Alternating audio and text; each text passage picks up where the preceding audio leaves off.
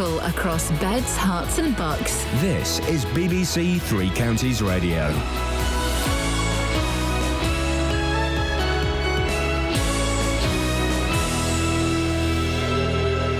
It's 6 o'clock. I'm Simon Oxley. The headlines: Hertfordshire man charged with Hatton Garden raid, online warning after Aylesbury teacher banned, and Stevenage to confirm Teddy Sheringham as their new manager. BBC Three Counties Radio. A man from Hertfordshire is among 8 men who have been charged over the raid on a Hatton Garden safe deposit firm in London. 58-year-old Carl Wood from Elderbeck Close in Cheshunt has been charged with conspiracy to burgle, along with 7 others from London and Kent. The men are due to appear before Westminster Magistrates Court later. A 9th man has been released on bail pending further inquiries. More from Ben Ando. The gang who carried out the raid climbed down a lift shaft, broke through security doors and drilled through half a metre of reinforced concrete to get into the vault in the basement of the Hatton Garden safety deposit firm. On Tuesday, police carried out a dozen raids on addresses in London and Kent, and 9 men were arrested.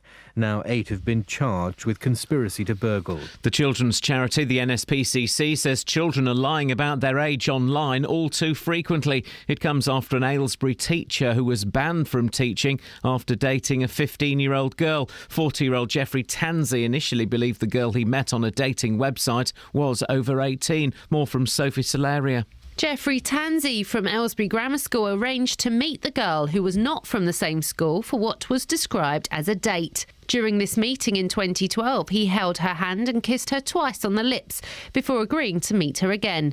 The Professional Conduct Panel of the National College for Teaching and Leadership found he showed a lack of judgment amounting to misconduct of a serious nature. David Cameron is promising radical changes to control immigration and put an end to illegal working. In a speech this morning, he'll say the police will be given the powers to seize the wages of those working illegally. Police are continuing their search for a Hertfordshire man who went missing 2 weeks ago today. 58-year-old Brian Byrne from Hertford was last seen at his home address on the evening of the 7th of May. Searches took place on stretches of the River Lee near Broxbourne on Saturday. Train companies have started cancelling services over the bank holiday weekend because of a planned strike by thousands of Network Rail workers. Virgin Trains has scrapped all services on the West Coast Main Line on Monday and Tuesday. There will be no London Midland services between Milton Keynes and London. Thameslink are urging people not to travel and say there will be major disruption on Wednesday as well. In sport, former England striker Teddy Sheringham will be confirmed as the new Stevenage manager today. There's a lunchtime press conference at the Lamex Stadium. The former Spurs and Manchester United star will take over from Graham Westley, with Chairman Phil Wallace hinting at possible changes in the boardroom as well. Our Stevenage commentator Steve Watkins says Sheringham's arrival should boost attendances. One of the big briefs at the moment to the chief executive is to increase the crowd base. He's not finding that particularly easy with the brand of football that's been played. It's winning football, but it's not been the most attractive at times. The weather: a dry day with warm sunshine this afternoon, a maximum temperature 19 degrees Celsius, and you can get the latest news and sport online at bbc.co.uk/3 counties. Too much too young. You done too much too young. You're married with a kid when you could be having fun with me.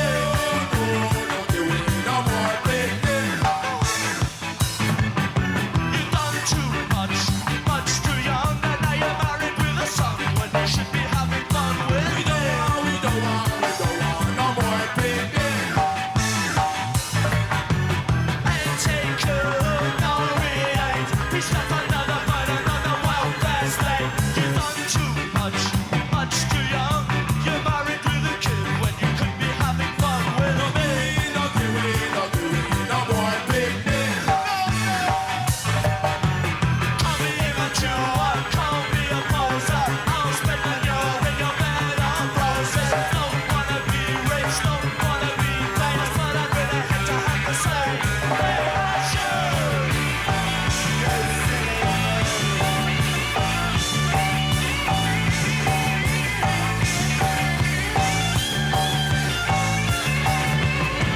Too much too young. You're married with a kid when you could be having fun with me. Bird and June, we don't want no picnic. You done too much too young, and now you're chained to the cook and make your car run once more.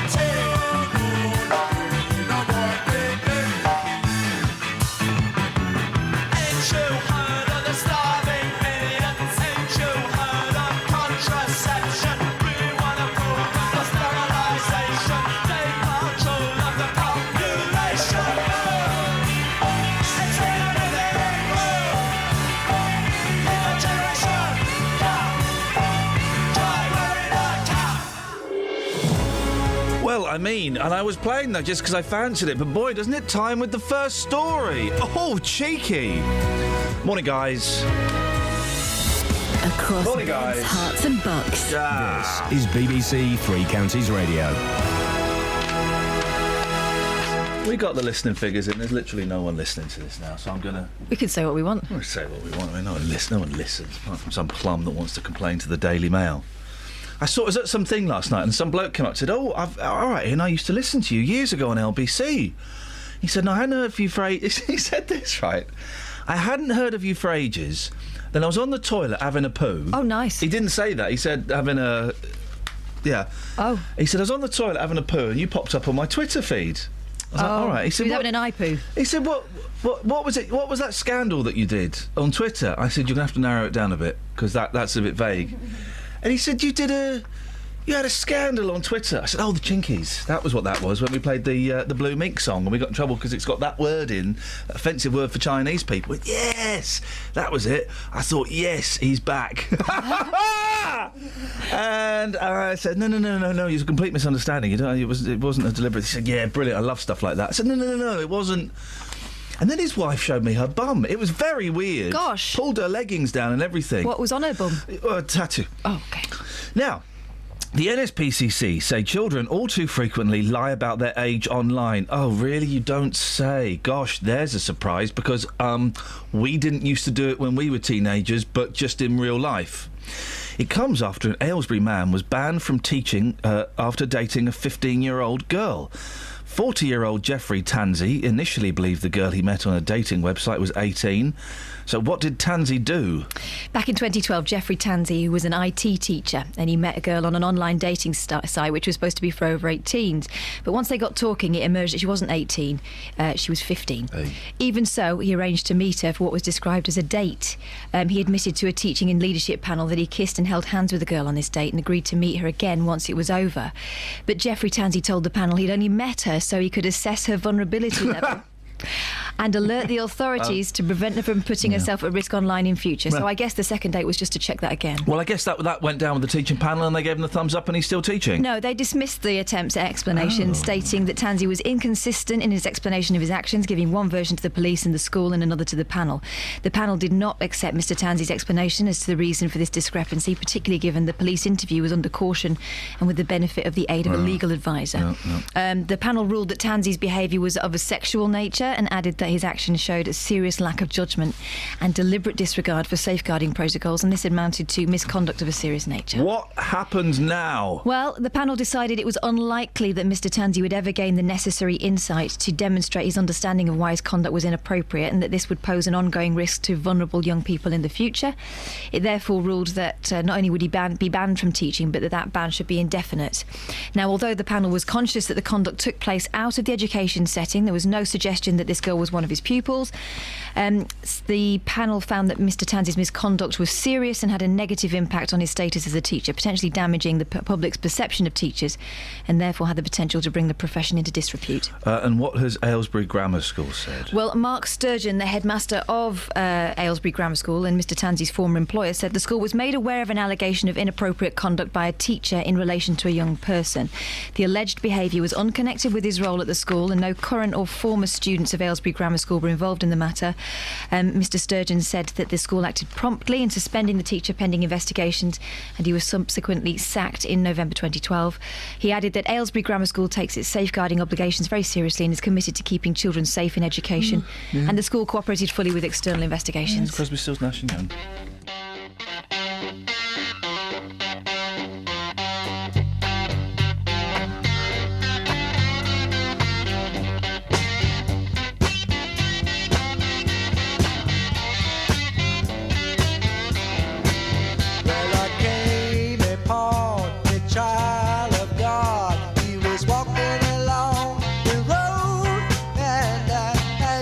Tell me, where are you going? It's so cold.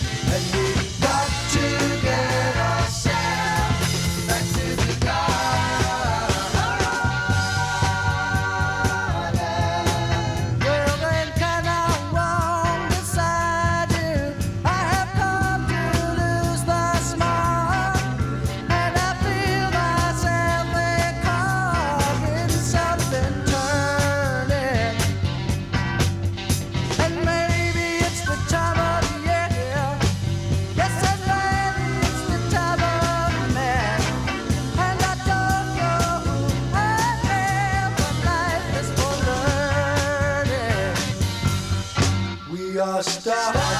We are golden. We are broken-hearted. And we got to get ourselves back to the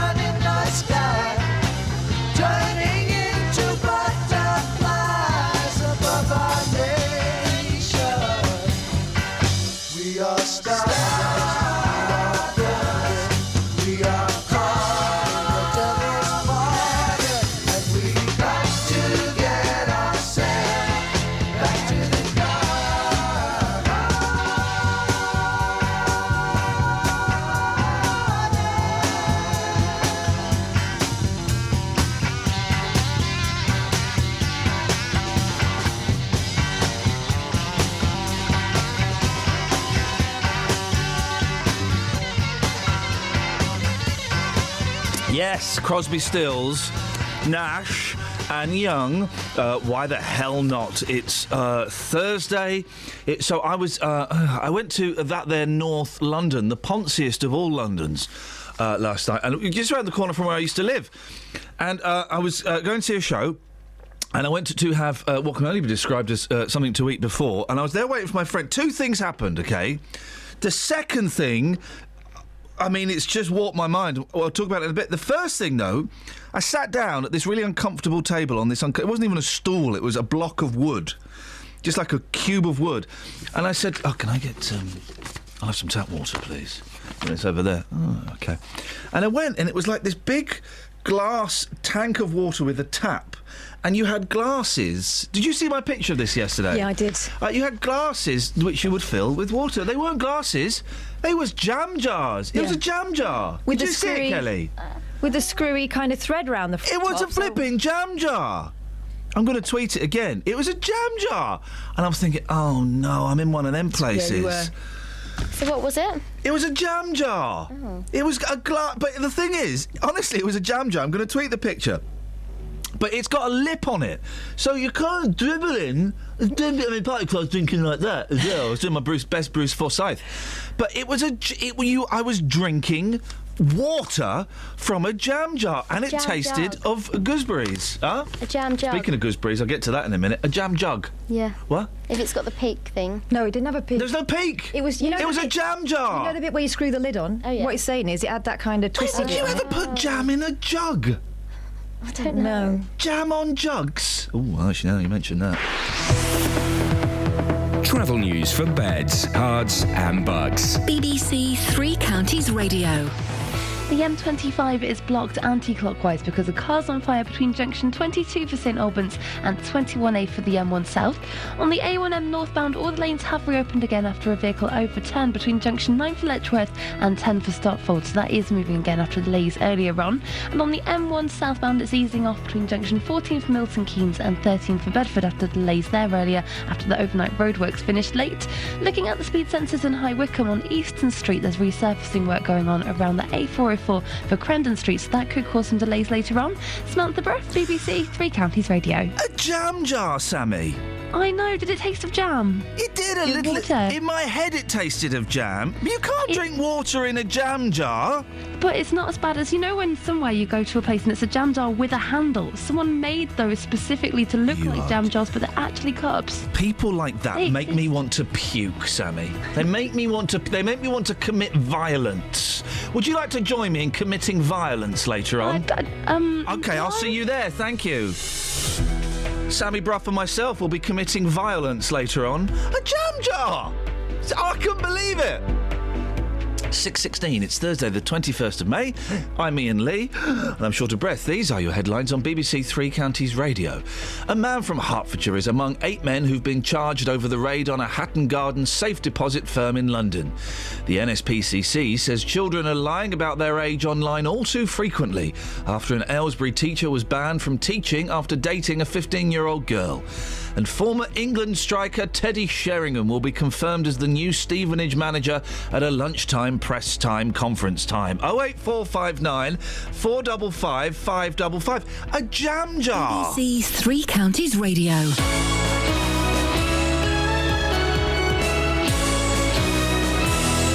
If you've missed any of the programmes here on BBC Three Counties Radio, you've missed things like this. Did the drugs in his mouth kill him?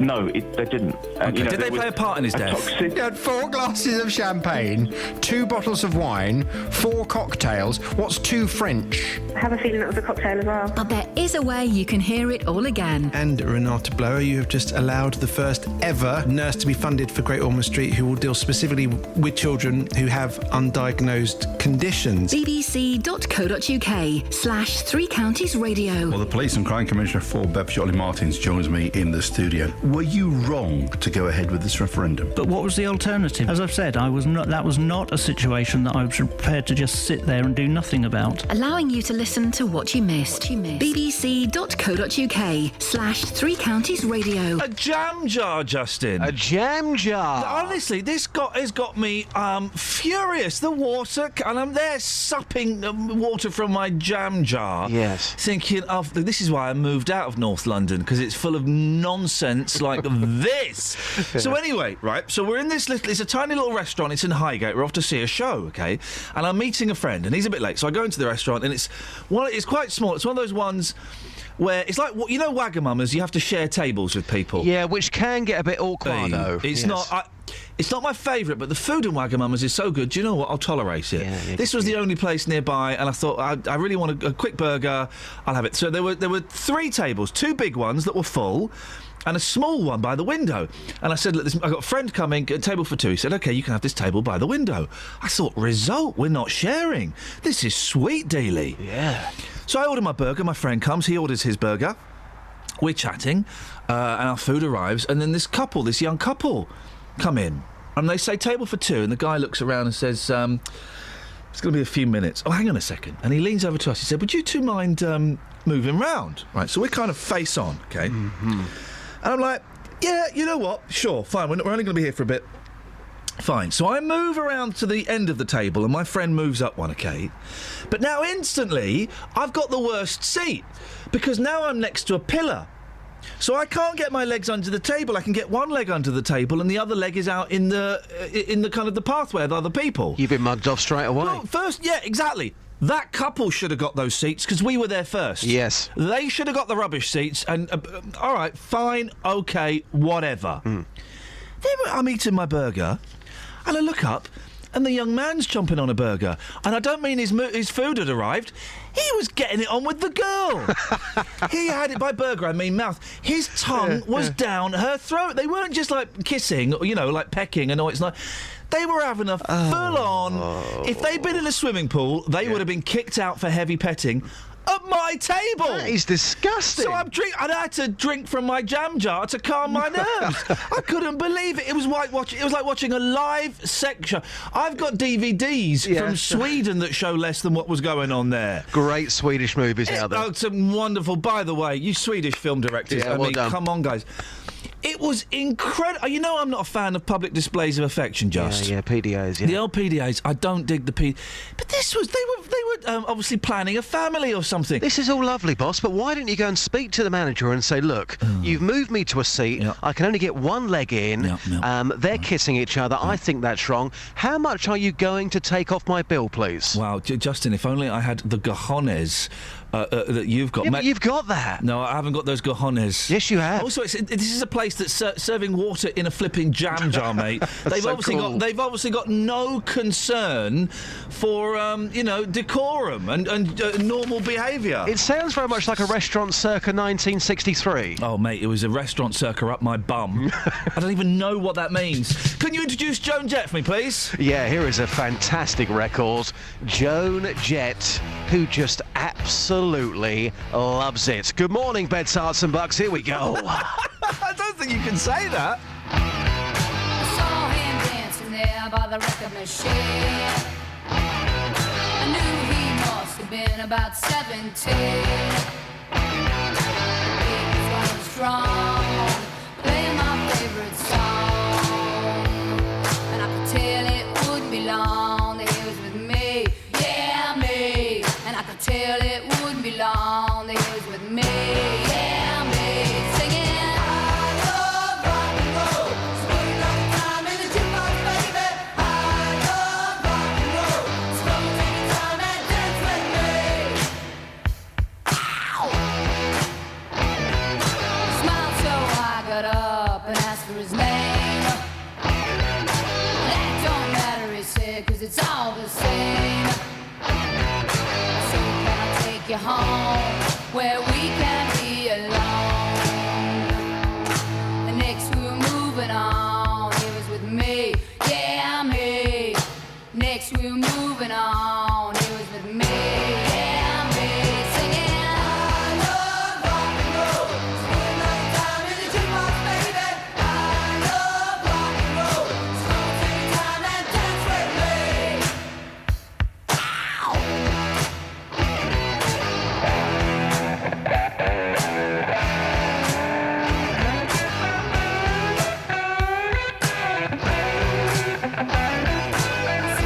Take you home where we can be alone. Next we're moving on. He was with me, yeah, me. And we'll be moving on and singing that same old song, yeah, with me. Singing, I love rock and roll. So put another time in the jukebox, baby. I love rock and roll. So come and take your time and dance with me. I love rock and roll. So put another time in the jukebox, baby. Yes, I'd agree. That's old news.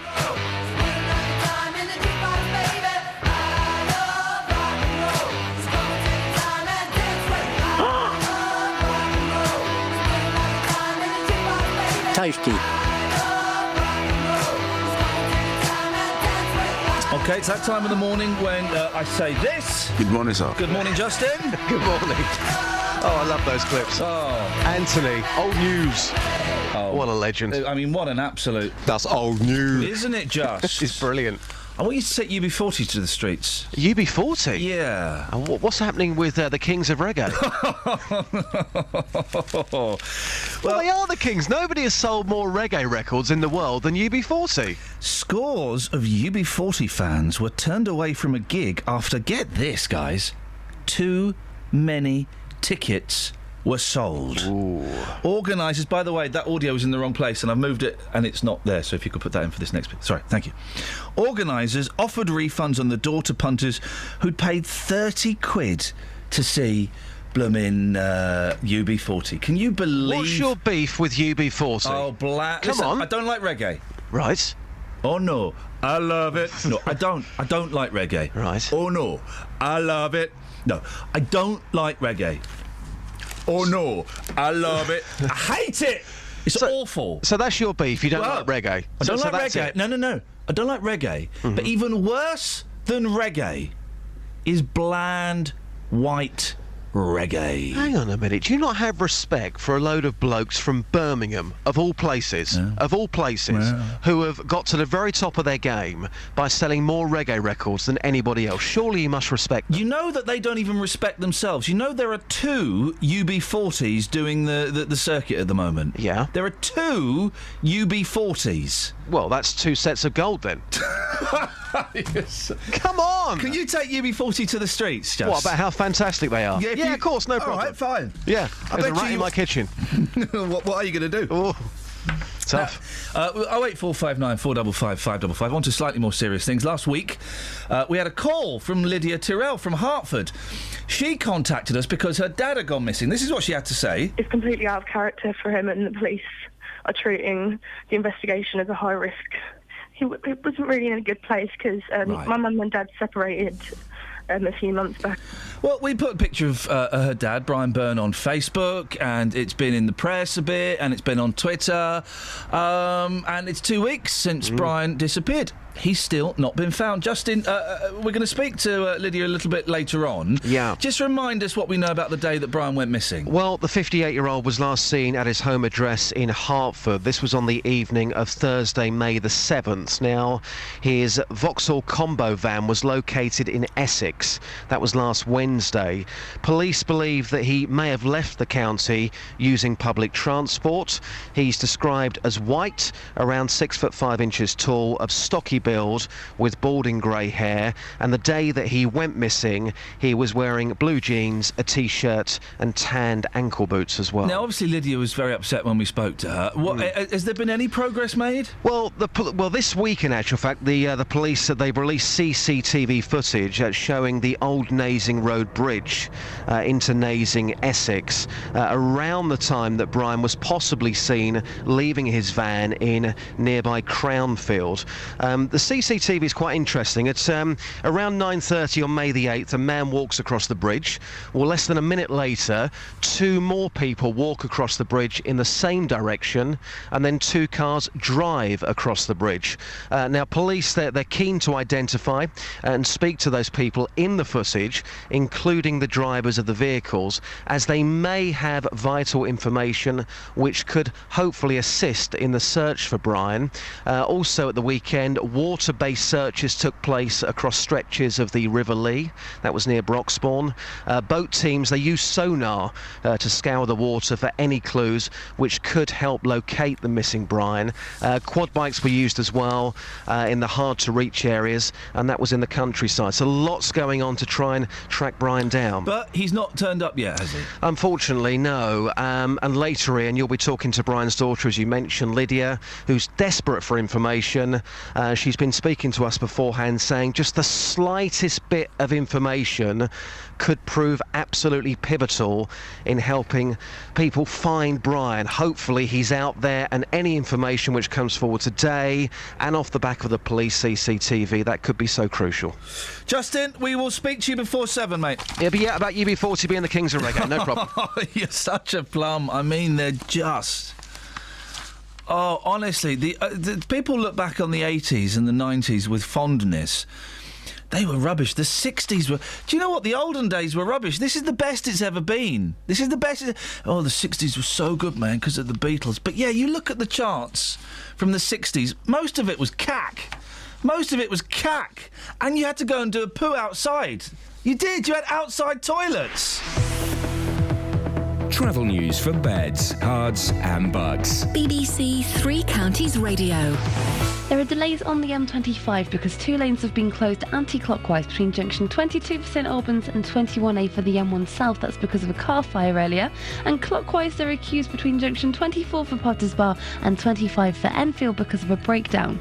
In Bricketwood on the North Orbital Road, that's busy around the M25 junction 21A roundabout. And in Milton Keynes, looking at the speed sensors, it's still quiet on Standing Way. But at the Kingston roundabout there are still the roadworks going on, so expect delays later on. No problems to report on the train departure boards. Samantha Bruff, BBC Three Counties Radio. It was a jam jar, Sammy. I know. A jam jar. Water. And now people are sending me pictures of their jam jars. Someone sent me this picture going, oh, well, I quite like my jam jar. And it's, where is it? It's a jam jar. It's like, oh, people are such idiots. It's a jam jar with a handle and a straw, like a metal straw. What's the meaning of it? What is, do you know what? Are you still up for some violence later on? No, I'm not up for any violence. Come and meet me here after the show at 9 and we'll go and do some violence, OK? Nice one, Sammy. Thank you, mate. Across beds, hearts and bugs. This is BBC Three Counties Radio.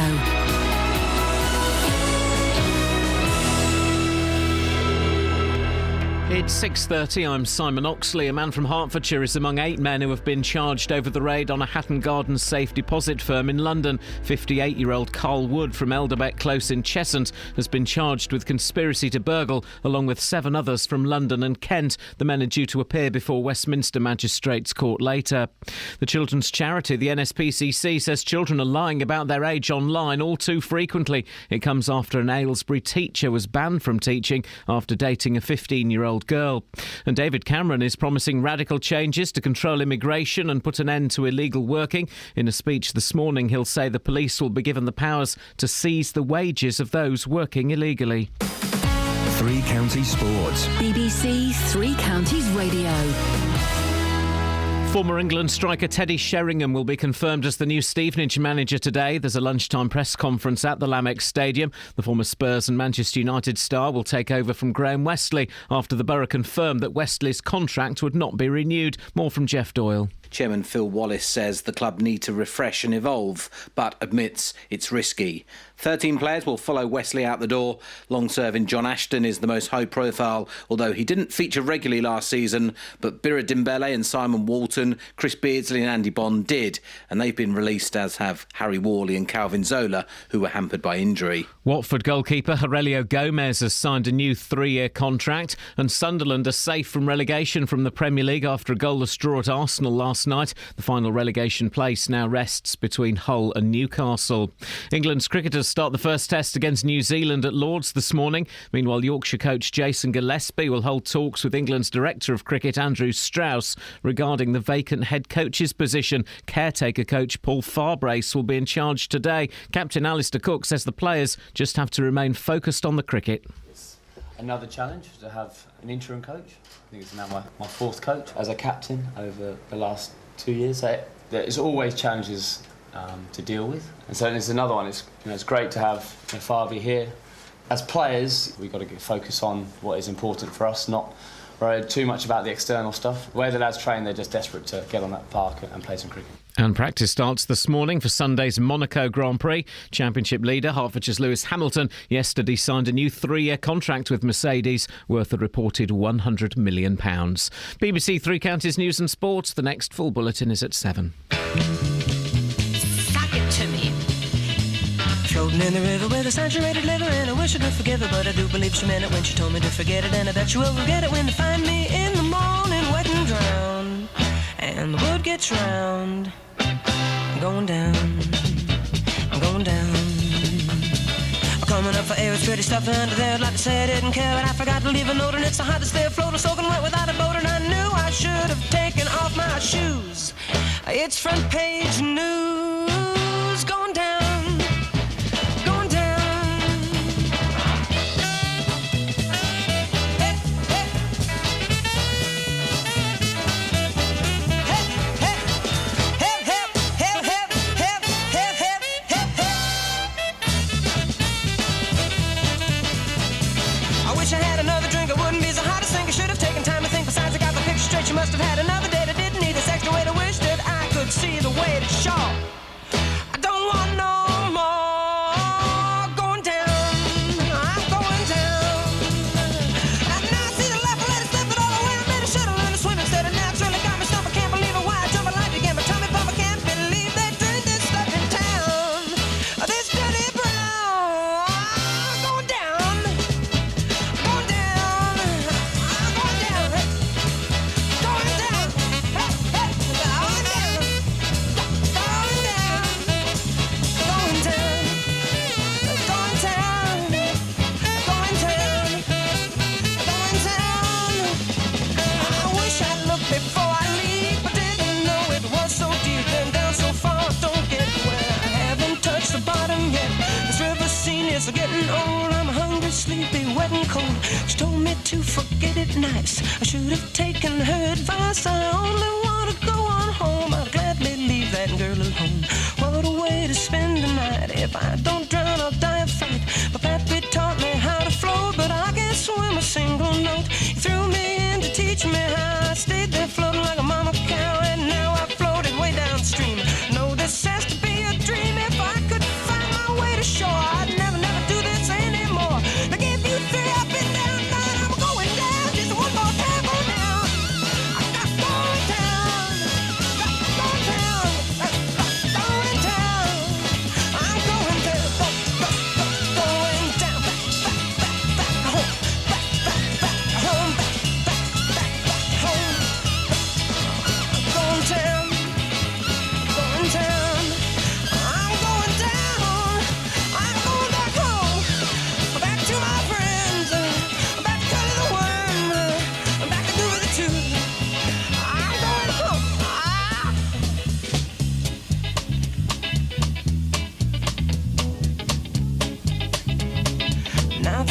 it's getting light. Everything will be alright. Think I finally got the knack of just floating lazy on my back. I never really liked that town. I think I'll ride the river down, just moving slow and floating free. There's a river swinging under me, waving back to the slopes on shore. I should have thought of this before. I float on down to New Orleans and pick up on some swinging scenes. I'm gonna know a better day. I'll go get moving all the way, going down. I'm down. I'm going down, back down to New Orleans, back home. I'm going down, head, home, going down, head. I gotta go down. I'm going down,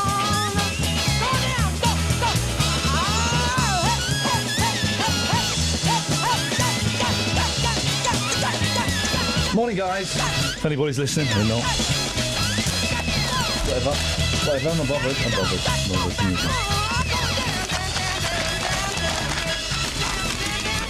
What you got in the papes, Boyle?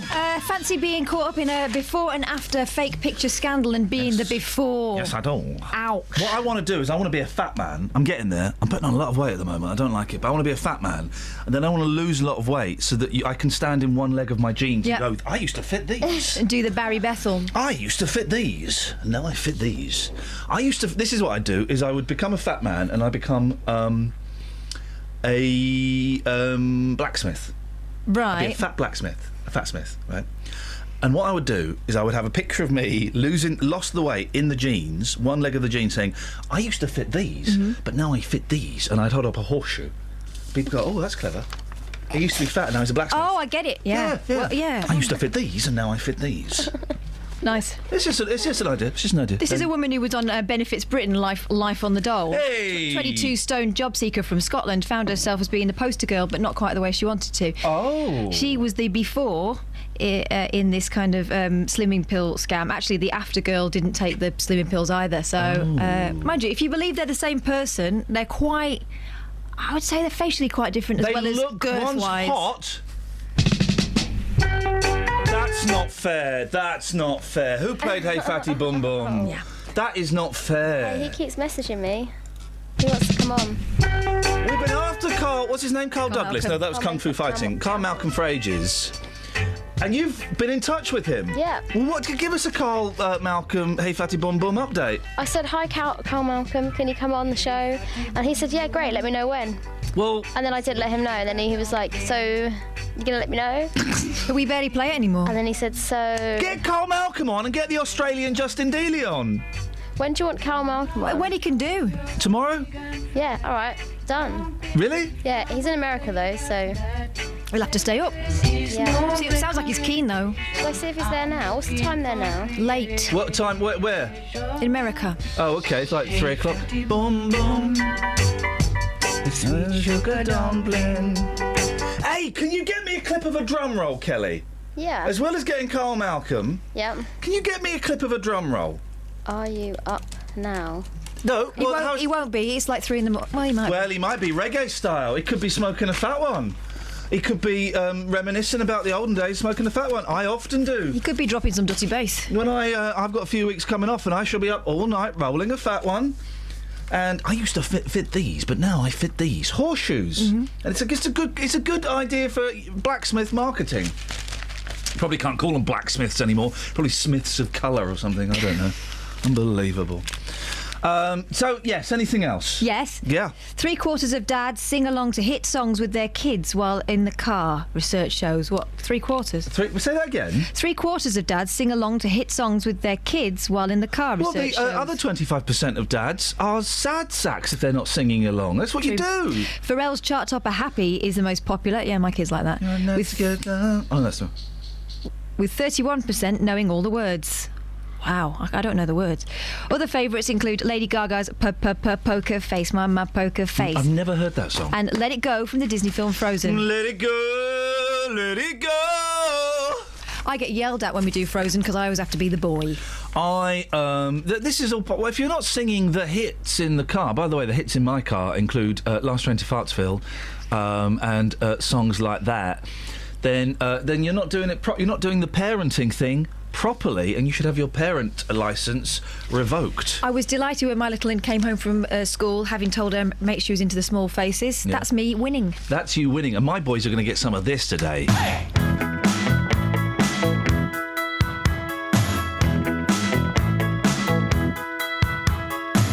And she was lying in the grass, and she could hear the highway breathing, and she could see a nearby factory. She's making sure she is not dreaming. See the lights of her neighbor's house. Now she's starting to rise. Take a minute to concentrate, and she opens up her eyes. The world was moving, she was right there with it, and she was. The world was moving, she was floating above it, and she was. And she was.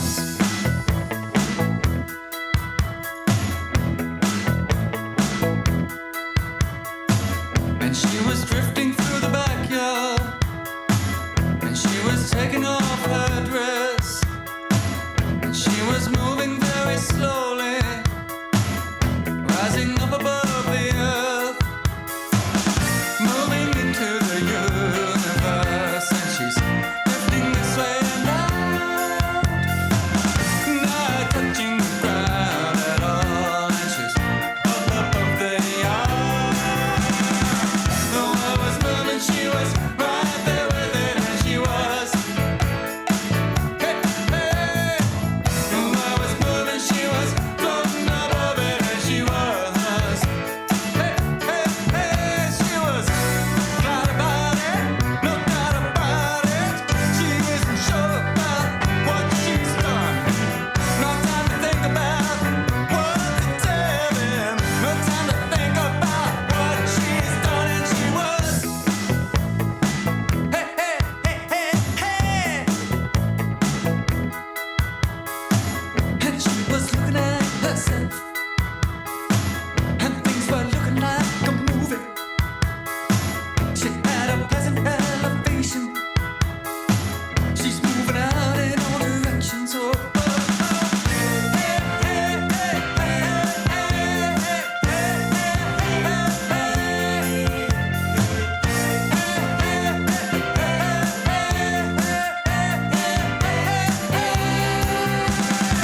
the world was moving, she was right there with it, and she was. Hey. The world was moving, she was floating above it, and she was. Hey, hey. Joining the world of missing persons, and she was. Missing enough to feel alright, and she was. The water came in a jam jar. I mean, throwing out loud. And she was. I think it's a punishment for not buying a drink. She was. And she was. And she was. There we go. Yep. Yep. One more time. It's a song about LSD. Travel news for beds, cards, and bugs. BBC Three Counties Radio. On the M25, two lanes are closed anti-clockwise just before junction 21A for the M1 South, but queues are reaching junction 22 for St Albans, and it's after a car fire earlier. Also clockwise on the M25, there was a breakdown between junction 24 for Potters Bar and 25 for Enfield, but that has now been cleared, so things are starting to move fine again through there. It's busy in Bricketwood though on the North Orbital Road at the M25 junction 21A roundabout, and the A1 southbound starting to build up from the Holiday Inn towards Stirling Corner at Barnet Lane. On the trains, there's no reports of any delays at the moment, but Network Rail will be striking from 5 o'clock on Monday until 5 o'clock on Tuesday over the bank holiday, so that will be severely reducing all the train services across the UK. We have to let you know between Monday through to Wednesday. Samantha Bruff, BBC Three Counties Radio. Samantha. Yes. We've had one or two complaints. About jam jars? No, about your carefree attitude towards violence. Oh. It's just a bit weird, mate, to come on mean, you come on and do the travel, but then come on and say you're going to go on out and do violence after the show. I didn't say that. I just think, Sammy, that, you know, we're the BBC, mate. And, yeah, I know the figures aren't great and no one's actually listening, but still, we've got to... Could you just reconsider your idea about violence? Is that possible, Sammy? I don't... Thank you, mate, please. I mean... Deary me. Apologies to anyone who's upset by Sammy Brough saying she's going to go out and cause mindless violence after the show. That's disgusting behaviour. 6:47, it's Thursday, the 21st of May. I'm Iain Lee. These are your headlines on BBC Three Counties Radio.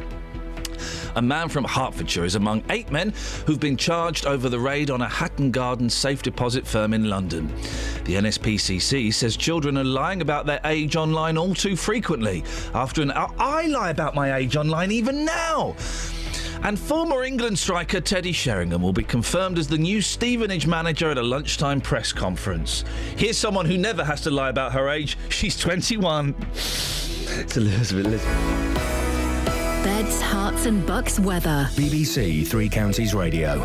Hello, very good morning to you. It's going to be a lovely day today. There'll be lots of sunshine around and it'll feel warmer than it has done over recent days too. It's also looking dry, so good news, no showers today, no hailstorms either.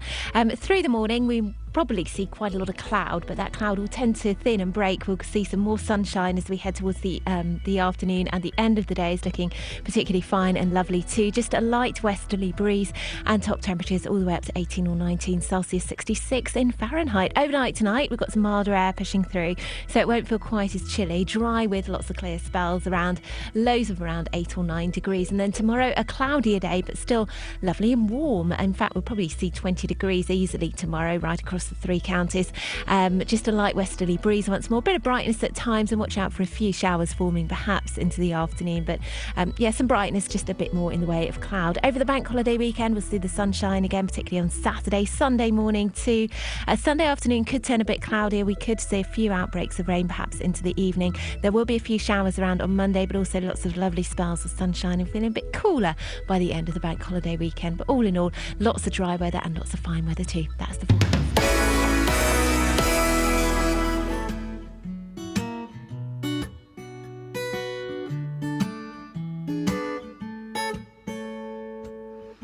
Lifeboats on water, and now the tide's come in. Once so close together, we now need rescuing. Oh, throw me a lifeline, 'cause I'm up to my neck and out. Is there anything I can do?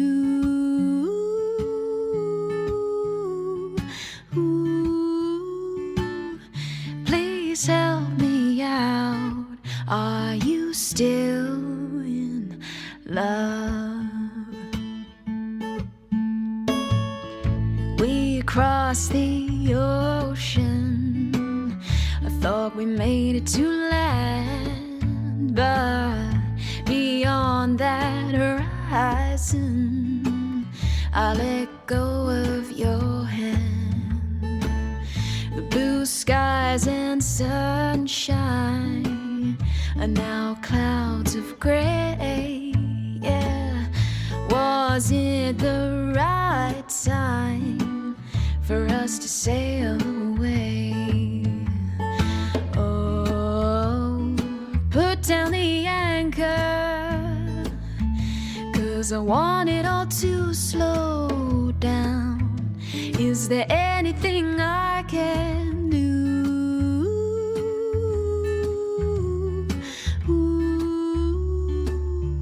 Please help me out. Are you still in love? Still in love.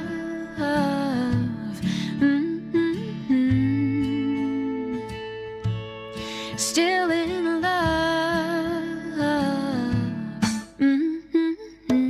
Lifeboats on water, and now the tide's come in. Once so close together, well now we need rescuing.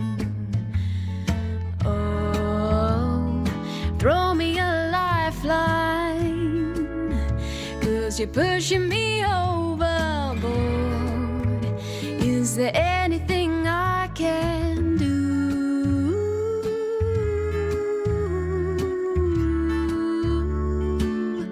Please help me out. Are you still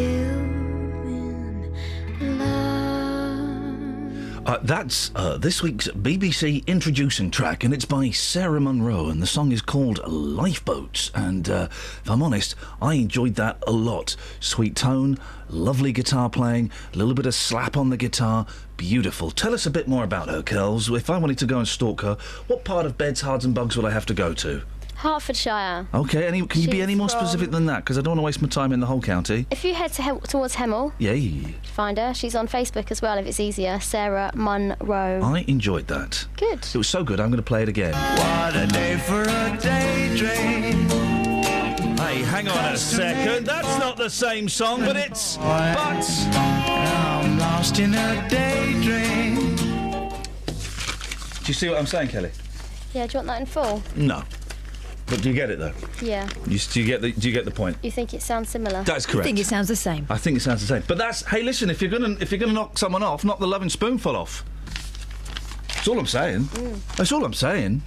I've got another 2 hours of this. Just suddenly realised, I saw the road stretching out ahead of us, and thought, Hey, that's good. We've got loads of fun. We'll have loads of fun. What? We'll have loads of fun. Literally just us three? Yeah. No one's paying any attention. What you got? Are. All right, well, do you want a dead cow or do you want Scrabble? Scrabble. All right.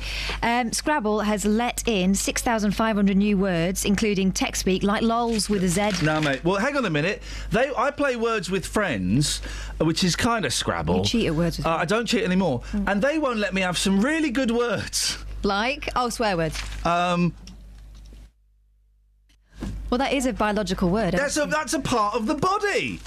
I mean, I suppose it's an abbreviation. Yeah. So maybe that's... You want me to go for the whole lot? You need some more tiles. I bet that... And there's other words that they won't let me have, and it does annoy me. It restricts things. Yeah. Bezzy, best friend, 18 points. No, mate. Thanks with an X, 15 points. No, that's not... Yeah. They're also letting in things like twerking, 16 points. Yeah, vaping. Yeah, they're words. 9 points. And sexting, 15 points. Those are words. Bezzy's not. Hey, here's something exciting. All right, go on. Well, just have a listen to this, okay? This is... What's that? Drum roll. It's a drum roll, isn't it? It's a drum roll. Let's have a little listen to that. When I knew that my day... Get this, Justin. When I knew that my days at LBC were ending and I wasn't going to be there for much longer, I had a drum roll clip. They had a system there that you could play where you could kind of jump back into the middle of the clip while it was playing, so it would sound like a continuous noise, okay? So it wasn't broken. And I played... someone answered the question. I said, well, we're going to find out if you've got the answer right. I played that drum roll for 3.5 minutes. Oh, literally goodness. 3.5 minutes of drum roll. Love your style. I knew I was going. But have a guess, right? The world record for a drum roll has been broken. Wow. Have a guess what the new world record for drum rolling is. Oh, is this one person on its own, yeah? With a drum. With a drum, And okay. 2 sticks. Yeah. I'm gonna go for 2 days. Well, that's just insane. No, it's not. You could do that. You've done the classic thing there of over-guessing. Always No, under... 2 days. When someone asks you to guess something, you always under-guess. Okay, what a day then? Well, it's not going to sound very impressive now. It's 12 hours, 5 minutes and 5 seconds. Do you know what? Of this. I'm going to put this out there. I'm going to break that world record Well, you can't even within a year. You can't even do a drum roll, mate. You Let me literally learn. can't do a And drum- that sounds easy to me. 12 hours? No He had to go to hospital, didn't he? Yeah, Jason Brinklet, 44, was in trouble after 8 hours, but managed to clock 12 hours, 5 minutes, 5 seconds. He said, It was harder than I thought it would be. 8 hours in, my wrist went. I was in tremendous pain, but I kept pushing. At the end, I was a right mess. That's... you know what? That sounds really weird, what he's just said there. well, yeah. All right, Justin, in a year's time, when I tune into BBC Three Counties Radio and I listen to The Breakfast Show, I want to hear you come on and tell David Prever that you... are going to break the world record. No problem. You will be hearing that. Beautiful. I look forward to listening to it. Now, UB40. Yeah, the kings of reggae. There are two UB40s travelling the country. One has got Ali Campbell in, the other one's got Ali Campbell's brother in. Ali Campbell, it is an interesting story, right? Ali Campbell was a bit annoyed with the way the band was going, the singer, of course, and his brother said, you should leave. You should leave. You are the voice of UB40. Strike out on your own. Make your own career. And Ali Campbell went, really? Yeah, go on, strike out on your own. Ali Campbell left, released a solo record that flopped. Meanwhile, his brother went in and became the lead singer of UB40. Amazing. Nice. Yeah. That's outrageous. Quality. You've taken this to the streets, Just. The world's most rubbish band. It's taken us 30 years to take this one to the streets. UB40, your views on the kings of reggae. Please stop saying that, mate. Well, it's the truth. No, it's not. No, that is fact, not fiction. No, Justin, yes, that is your own... As you know, I deal in facts and not fiction. A, that's fiction, and B, that's your own... You're supposed to be not impervious, impartial. Well, if they've sold more reggae records than anybody else in the world, that says to me they're the kings of reggae. Kokomo was the Beach Boys' biggest hit, and it was one of their worst songs. Maybe they've just found a really watered-down version of reggae that appeals to the masses. Yeah. Quite possibly. I've taken this one to the streets. Have they sold as many records as Sid Owen? Sid Owen and that brilliant video walking down the beach in that tight top. Here's what the streets had to say about UB40. Morning, Christian. Let's get the Hungarian perspective on this one. Who are the reggae kings in Hungary? UB40. So when you think about quality bands, I mean, there's been some fantastic music over the years. When you think about top-notch bands, who springs to mind for you? UB40. Joe, we're on the streets this morning getting people's feedback about the amazing band that is UB40. Weren't they sensational? Aren't they still sensational? Old has-beens. What? Old has-beens. You give me one good reason why they're old has-beens. They massacred a Neil Diamond song, Red Red Wine. That was a #1 back in 1983. What's your beef? I don't care. They massacred it, killed it, ruined it. I think you better go one way and me go the other. That sounds a good move. All right. Okay. Thank you. Spot on, mate.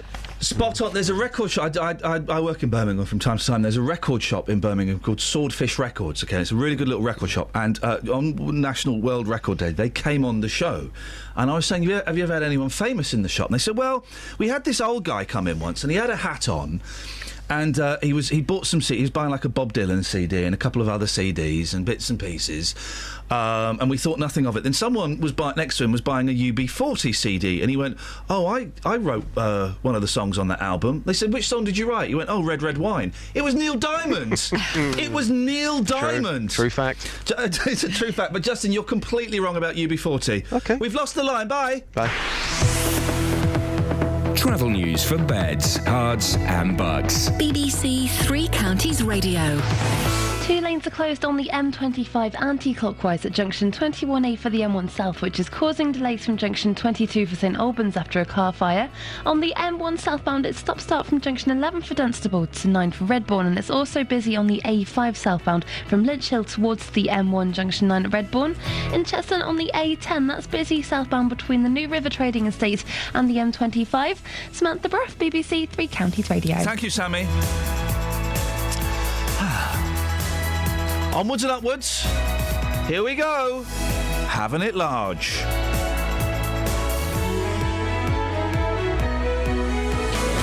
Local and vocal across beds, hearts and bucks. This is BBC Three Counties Radio.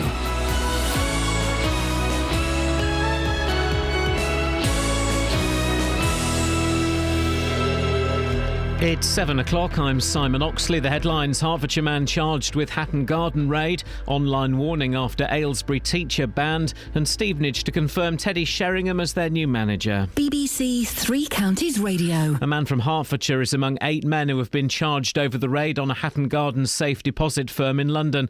58-year-old Carl Wood from Elderbeck Close in Cheshunt has been charged with conspiracy to burgle, along with 7 others from London and Kent. The men are due to appear before Westminster Magistrates Court later. A 9th man has been released on bail pending further inquiries. More from Ben Ando. The gang who carried out the raid climbed down a lift shaft, broke through security doors and drilled through half a metre of reinforced concrete to get into the vault in the basement of the Hatton Garden Safety Deposit firm. On Tuesday, police carried out a dozen raids on addresses in London and Kent, and 9 men were arrested. Now 8 have been charged with conspiracy to burgle. The children's charity, the NSPCC, says children are lying about their age online all too frequently. It comes after an Aylesbury teacher was banned from teaching after dating a 15-year-old girl. 40-year-old Jeffrey Tansey initially believed the girl he met on a dating website was over 18. More from Sophie Solaria. Jeffrey Tansey from Aylesbury Grammar School arranged to meet the girl who was not from the same school for what was described as a date. During this meeting in 2012, he held her hand and kissed her twice on the lips before agreeing to meet her again. The Professional Conduct Panel of the National College for Teaching and Leadership found he showed a lack of judgment amounting to misconduct of a serious nature. David Cameron is promising radical changes to control immigration and put an end to illegal working. In a speech this morning, he'll say the police will be given the powers to seize the wages of those working illegally. Police are continuing their search for a Hertfordshire man who went missing 2 weeks ago today. 58-year-old Brian Byrne from Hertford was last seen at his home address on the evening of the 7th of May. Searches took place on stretches of the River Lee near Broxbourne on Saturday. Train companies have started cancelling services over the bank holiday weekend because of a planned strike by thousands of Network Rail workers in a dispute about pay. Virgin Trains has scrapped all services on the West Coast Main Line on Monday and Tuesday. There will be no London Midland services between Milton Keynes and London. Thameslink are urging people not to travel and say there will be major disruption on Wednesday as well. In sport, former England striker Teddy Sheringham will be confirmed as the new Stevenage manager today. There's a lunchtime press conference at the Lamex Stadium. The former Spurs and Manchester United star will take over from Graham Westley, with chairman Phil Wallace hinting at possible changes in the boardroom as well. Our Stevenage commentator Steve Watkins says Sheringham's arrival should boost attendances. One of the big briefs at the moment to the chief executive is to increase the crowd base. He's not finding that particularly easy with the brand of football that's been played. It's winning football, but it's not been the most attractive at times. The weather, a dry day with warm sunshine this afternoon, a maximum temperature 19 degrees Celsius, and you can get the latest news and sport online at bbc.co.uk/3 counties. Morning, guys. Well, so far we have destroyed not the listenership to this station, although no, we have destroyed UB40. Awful charlatans. We've talked about going to Ponce Restaurant. I had a glass of water from a jam jar last night. A jam jar. Flippin' heck. Can you believe it, Steve? A jam jar. Don't matter what you drink out of, does it? Well, OK, what about a dead man's shoe? Well, if you've got a drink, you've got a drink, haven't you? Fair point. These commies. 08459 455 555.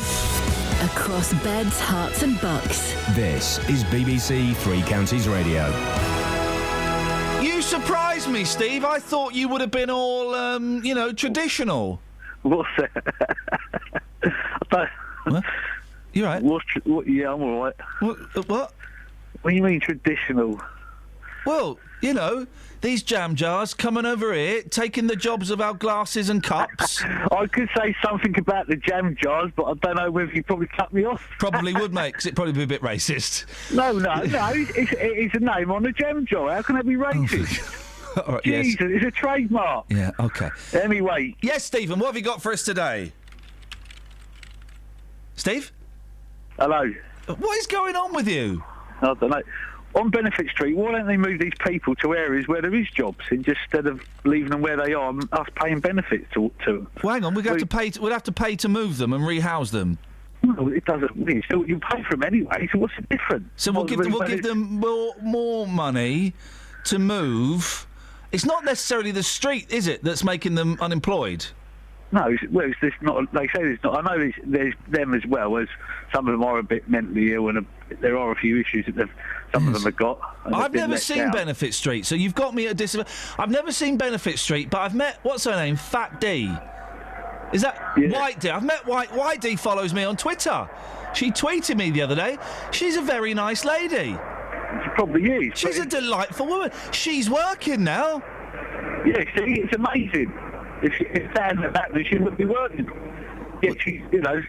Anyway, listen, my point is either move the jobs up towards where these people are on the path to give them work, or move them closer to where there is jobs. Yeah, do you know what? This is the thing. It's the same thing with. This is an old Ricky Gervais line, isn't it? But it's the same thing with Africans. I have to walk 20 miles to the nearest water. Well, move to the water then. Move to the river, exactly. Great point, Steve. Great point. Well made. Not got a clue what he was banging on about there. That's poverty sorted. And benefits. We've sorted poverty and benefits. OK, what else can we sort out today? The NHS. We need to sort out crime. Needs to be sorted out. Anything else we need to sort out? NHS, what we do is we move the hospitals to near where the nurses live. 08459 455 555. How do we sort these things out? Have we got any texts? No. Excellent stuff indeed. Across beds, hearts and bucks. This is Iain Lee. BBC Three Counties Radio.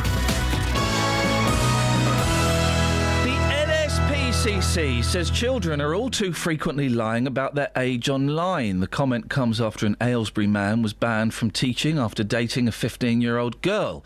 40-year-old Jeffrey Tansey initially believed the girl he met on a dating website was over 18. Well, I'm joined now by Professor Carsten Maple, the Director of Cyber Security Research at the University of Warwick. Good morning, Carsten. Good morning, Iain. The first question that's been written for me is, how could this have happened? Well, it could have happened quite easily, couldn't it?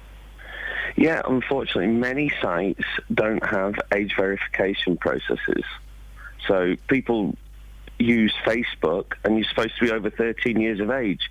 Many people have children under 13 who use Facebook. What are there any effective age verification things? Because all you normally do is you kind of spin a wheel, don't you? Or just pick a date from a calendar, and then you can put any old date in there. That's true, you can. But we do have age verification that works, certainly for over 18s. So we have it in the physical world. If you want to buy alcohol or cigarettes, you've got to show your age. And in fact, online, for online gambling in particular, there are age verification techniques that do work. Tell me what they are, because I've not come across them. So the easiest to use is to use credit card. Rather than debit card, you can get a debit card when you're younger than 18. Okay. But a credit card can show that you're over 18.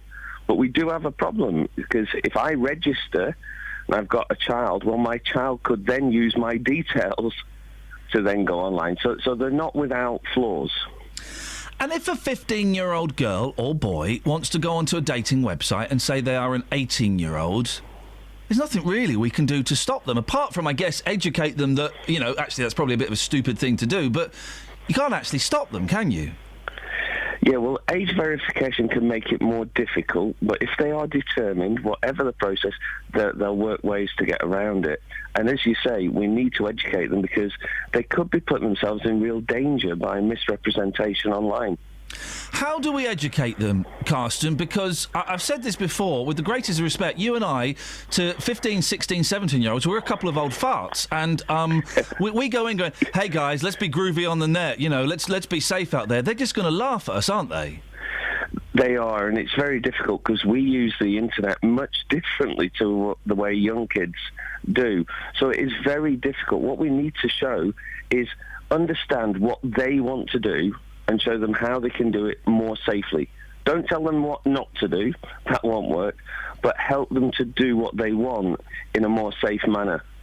Do you know what? I'm quite optimistic about the internet. It's often portrayed as a bad thing, and you know, there's all kinds of horrible things are happening on there.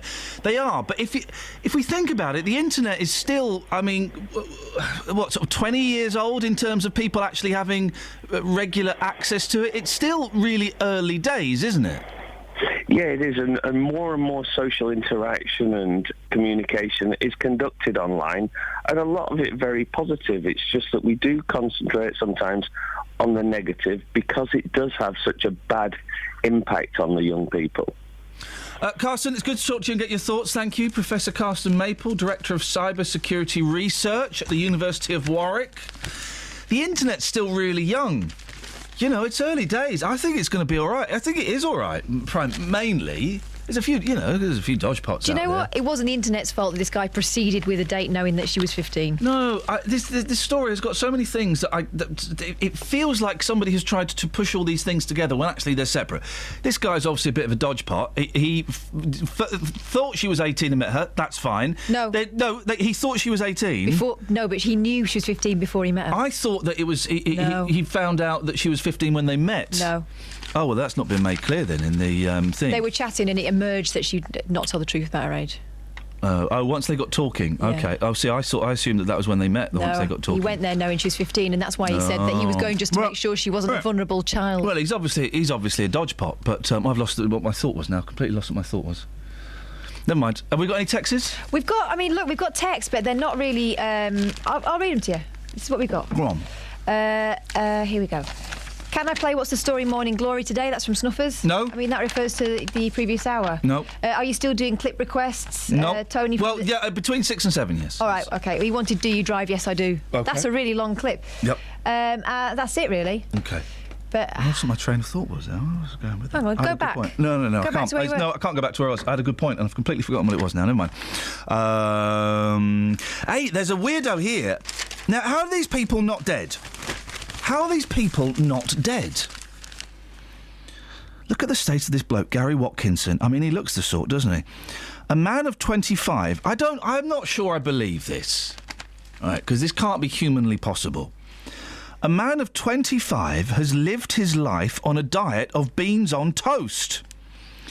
Gary Watkinson, who's obviously some sort of, deviant, said he'd eaten nothing else, and as a child threw any other food on the floor. Well, his parents should have just said, well, if you're not going to eat that, then you're going to go hungry. Tough, Gary. Tough. He said, I have beans on toast for breakfast, lunch and dinner. Oh, the smell. Imagine what it's like in his house. Oh, dear. I can't stomach the thought of other foods. His sole exception is if he is abroad and cannot find his favourite Branston bread. And then he eats chips. Oh, you dirty... Gary of Huddersfield has had a GP checkup and got a clean bill of health. But girlfriend Beth Hall, 20, said it's a nightmare. I bet it's a nightmare. I bet it absolutely stinks. Imagine sharing a bed with him. Oh, the state of that Dutch oven. It's going to be awful, isn't it? It's going to be absolutely horrendous. What awful... How can you say... Now, listen, I do like a bit of beans on toast. Don't get me wrong. Butter the toast nicely so the butter melts when the beans go on top. Bit of curry powder in the beans, grate a little bit of cheese, pucker. But all of the time, no, I don't think so. I think that's. How can you not die? I suppose that beans, the tomato sauce, you've got a vegetable. With the bean itself, what's that? I don't know. Is it fruit? Is it fruit or something? It's a fruit. It's a fruit. And the bread, well, that's fibre. So I guess you're getting everything that you need to survive and live. 08459 455 555. You can text 81333. Start your text 3CR. Let's get the Trav. Here's Sammy. Travel news for beds, cards and bugs. BBC Three Counties Radio. There are long delays on the M25 anti-clockwise from junction 23 for the A1M towards junction 21A for the M1 South. That's because of a car fire that happened earlier on, so there's still 2 lanes closed. On the M1 southbound, it's stop-start now from junction 11 for Dunstable towards junction 9 for Redbourne, and also it's busy on the approach to junction 9 for Redbourne on the M1 on the A5 southbound from Lynch Hill. In Clophill on the A6 Bedford Road, that's looking slow on the speed sensors between Back Street and the A507, and on the Amersham Road in Beaconsfield, that's busy southbound from Longbottom Lane to the A40 at London Road. There's no reports of any problems on the trains at the moment, but over the bank holiday weekend, Network Rail are striking from 5 o'clock on Monday to 5 o'clock on Tuesday, so there'll be a severely reduced service operating on trains across the UK from Monday through to Wednesday. Samantha Bruff, BBC Three Counties Radio. Sammy, thank you very much. 7:15. It's Thursday, the 21st of May. I'm Iain Lee. These are your headlines on BBC Three Counties Radio. A man from Hertfordshire is among 8 men who've been charged over the raid on a Hatton Garden safe deposit firm in London. The NSPCC says children are lying about their age online all too frequently after an Aylesbury teacher was banned from teaching after dating a 15-year-old girl.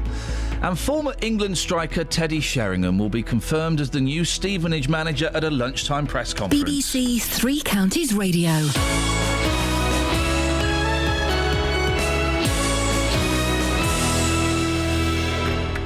On Saturday, Wembley is going to be a sea of blue. Still fills me with awe when I see all these football fans heading towards this playoff final. It's the League Two playoff final as Wycombe take on Southend. Referee's blown his whistle.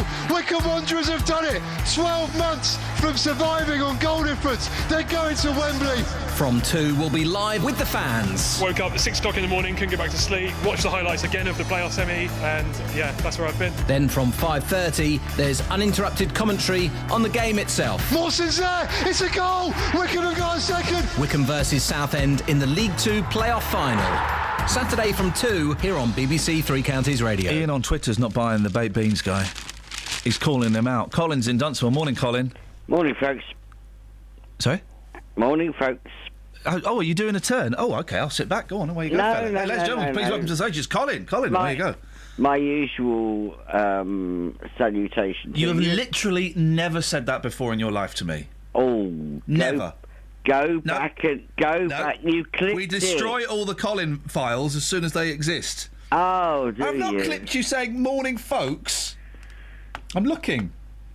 Hang on. Wee Willy Wonky. No, I've got no Colin clips, mate. I'm not in a bad mood. Apart from that one. I don't want people making love while I'm talking.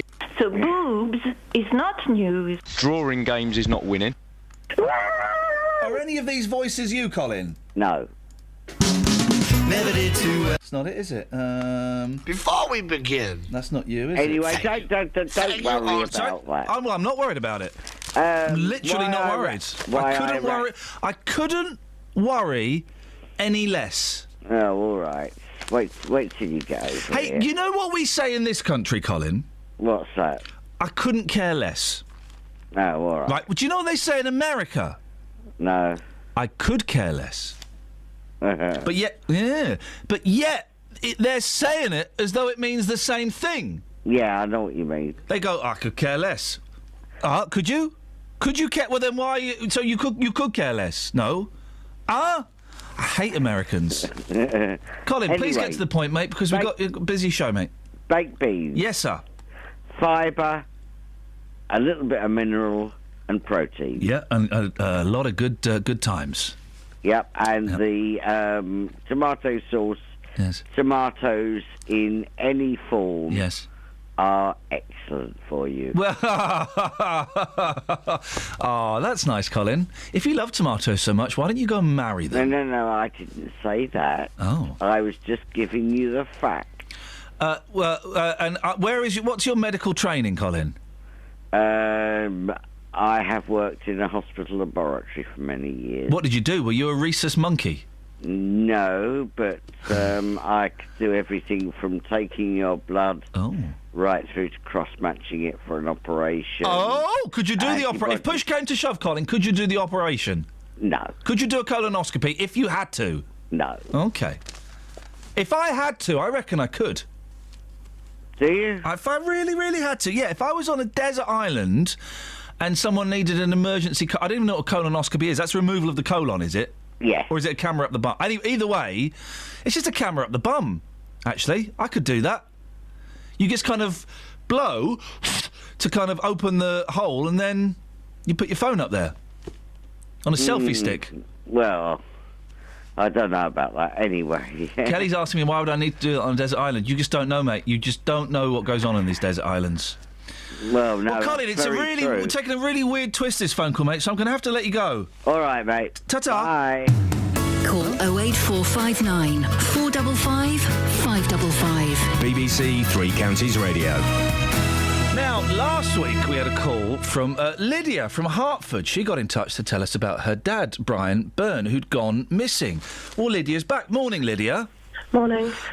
Just remind us when Dad went missing. It was, it's 2 weeks today. 2 weeks today, and he's still not turned up, has he? Nothing. Let's get some of the kind of the facts out of the way. Just remind us what Dad looked like and how old he is and stuff like that. Okay, yeah, he was 58, of stocky build. He was around 6'5", that kind of height, and bit of a belly on him. Just stock. I said this last week, but you just can't miss him. Like, that is it. And he was tanned, quite tanned, and then he was blue eyes. I was going to say, I've seen the pictures. He's got quite striking eyes, hasn't he? He's got a twinkle in his eyes. Yeah. And we don't need to go into too much detail, but basically, him and his your mum had split up, and it hit him quite hard, hadn't it? Yeah. Yeah, it did. How are you feeling? I don't know how I feel right now. I honestly don't. I literally feel, I don't know, I'm kind of torn at the moment because like I said last week, I'm still trying to keep it together for my family, what's left of it anyway. And, I don't have, my dad was my best mate. My dad was my best friend. And the only reason I'm asking this, Lydia, because I know this is upsetting, is because you never know. There's a chance he might be listening. Yeah. Or he might hear this at some point. Yeah. And I think it's quite important for Brian, to know how upset everyone is, aren't they? Yeah. Yeah. You just want your dad to come home. Yeah. Yeah, really do. You're right to carry on? Yeah, absolutely fine. All right. Absolutely fine. All right. The police have released some CCTV footage, haven't they? Yeah. What's that, and where's that from? That was from the Lee Valley Boating Centre, but they said, even though it's from around the time my dad dropped off his van there, around the area, they said they don't think it is him. Right, okay. I mean, I looked at it as well, and you can just tell by the way he walks and stuff, especially like me and my brother being his kids, you can just tell. Yeah. So, that's, I wouldn't have thought that was him, but, there's going to be a media release today by the police, because it's the anniversary and stuff. Yeah. So, and remind us the van, because he left his work van. What did it look like, and where did he leave it? It was a Vauxhall combo van, and last time it was actually seen, like, driven around, was the following day of him going missing, so I'd say a Friday, at Tesco petrol station in Hatfield. And he left it in Crownfield on the 13th of May. Well, that's when it was found. Crownfield in Nazing. And what did it say? It's got what does it say on the side? I can't quite remember. Night Group. Okay, that's night with a K. And so, if anyone saw that driving around, or maybe pulling up, if they've got any information, he's doing a bloody good job of hiding, isn't he? If that's what he's choosing to do. What's your message to him, Lydia?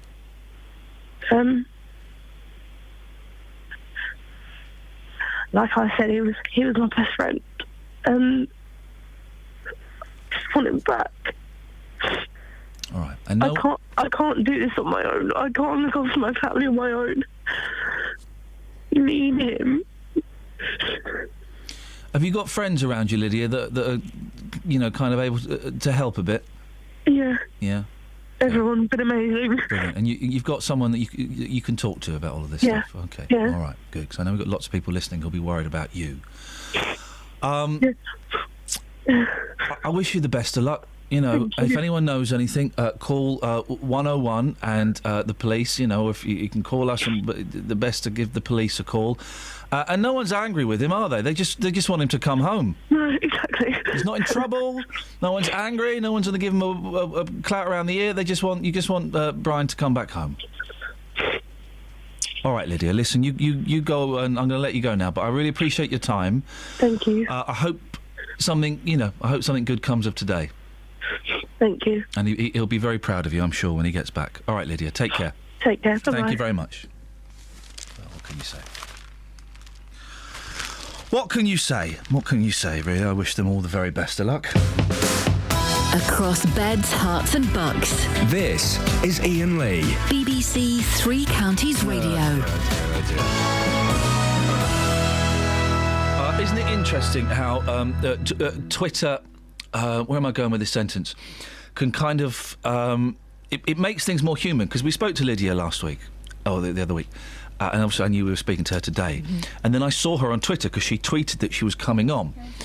And it's a really upsetting story anyway, but as soon as you see someone's face, I guess, I don't know, it just makes it even more real. Suddenly Lydia isn't someone on the phone who's upset, which is bad enough as is. You know, you can see she's an actual real... I don't know what I'm trying to say, but it's a whole family is affected, and you just think, oh dear. Poor girl. I mean, you really feel for her dad, but Yep. also, I mean, that poor girl. If he's hiding, he's doing a cracking job, Brian. You've proved you can do it. Time to come home now, mates, please. Thank you very much indeed. Let's hope we get a happy ending to that story very, very soon. Let's have some texts, shall we? OK, you know, earlier on we solved world poverty and by just saying, you know, people need to move closer to wells and that.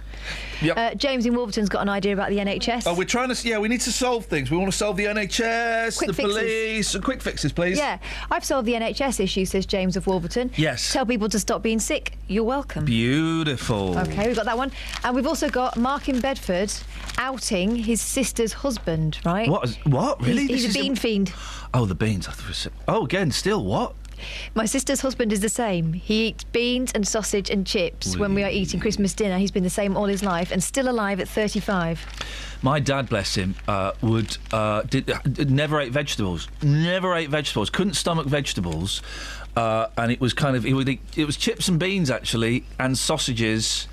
And then went... towards the end, when he found out he had cancer, he was dying, he started eating vegetables. Oh. I said, Dad, you've left that too late, mate. You've left that way. You should have been doing that the last 60 years, you silly idiot. My granddad was that kind of bloke, and my gran decided that she had to take desperate measures to introduce something other than chips to his diet. Yep. So she made some roasted parsnips. Didn't tell him, just passed them off with his dinner. He ate the lot and said, them sweet chips were nice. Sweet she chips. Never told him they were parsnips. Ladies and gentlemen, sweet chips. 08459 455 555. We're trying to solve Britain's problems today, guys.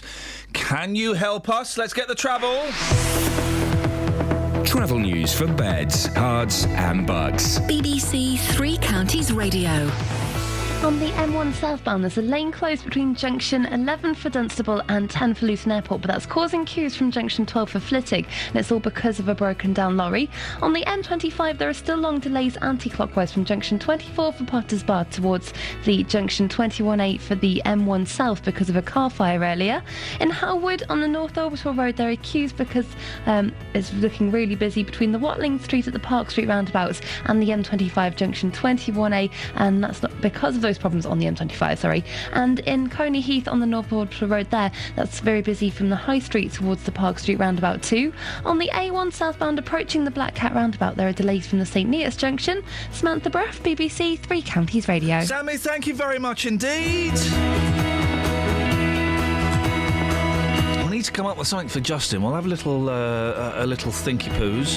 If you've got any suggestions, 81333, start your text 3CR. Right, let's get the news. We'll speak after this. Across beds, hearts and bugs. This is BBC Three Counties Radio.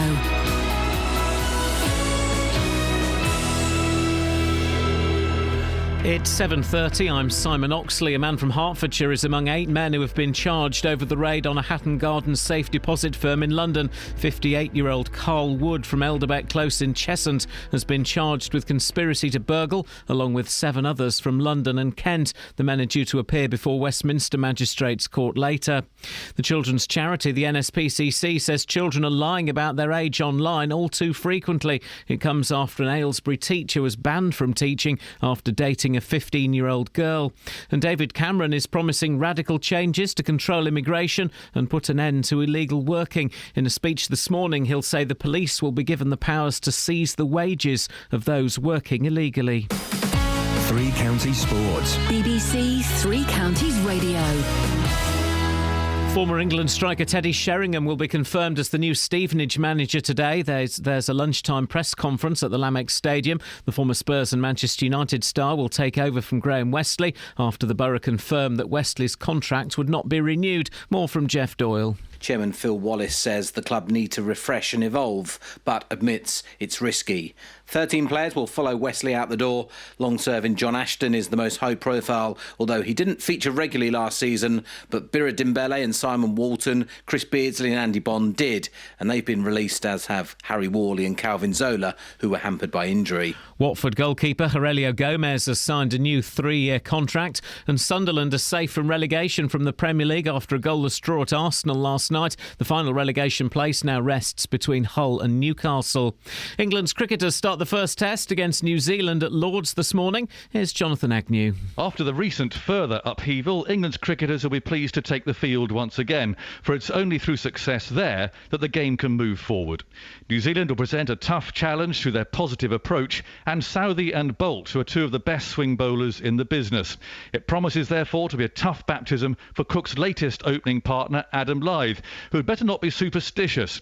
He's the 666th cricketer to represent England, and who have the Devil's number emblazoned on his shirt. And practice starts this morning for Sunday's Monaco Grand Prix. Championship leader Hertfordshire's Lewis Hamilton yesterday signed a new 3-year contract with Mercedes worth a reported £100 million. BBC Three Counties News and Sports. The next full bulletin is at 8.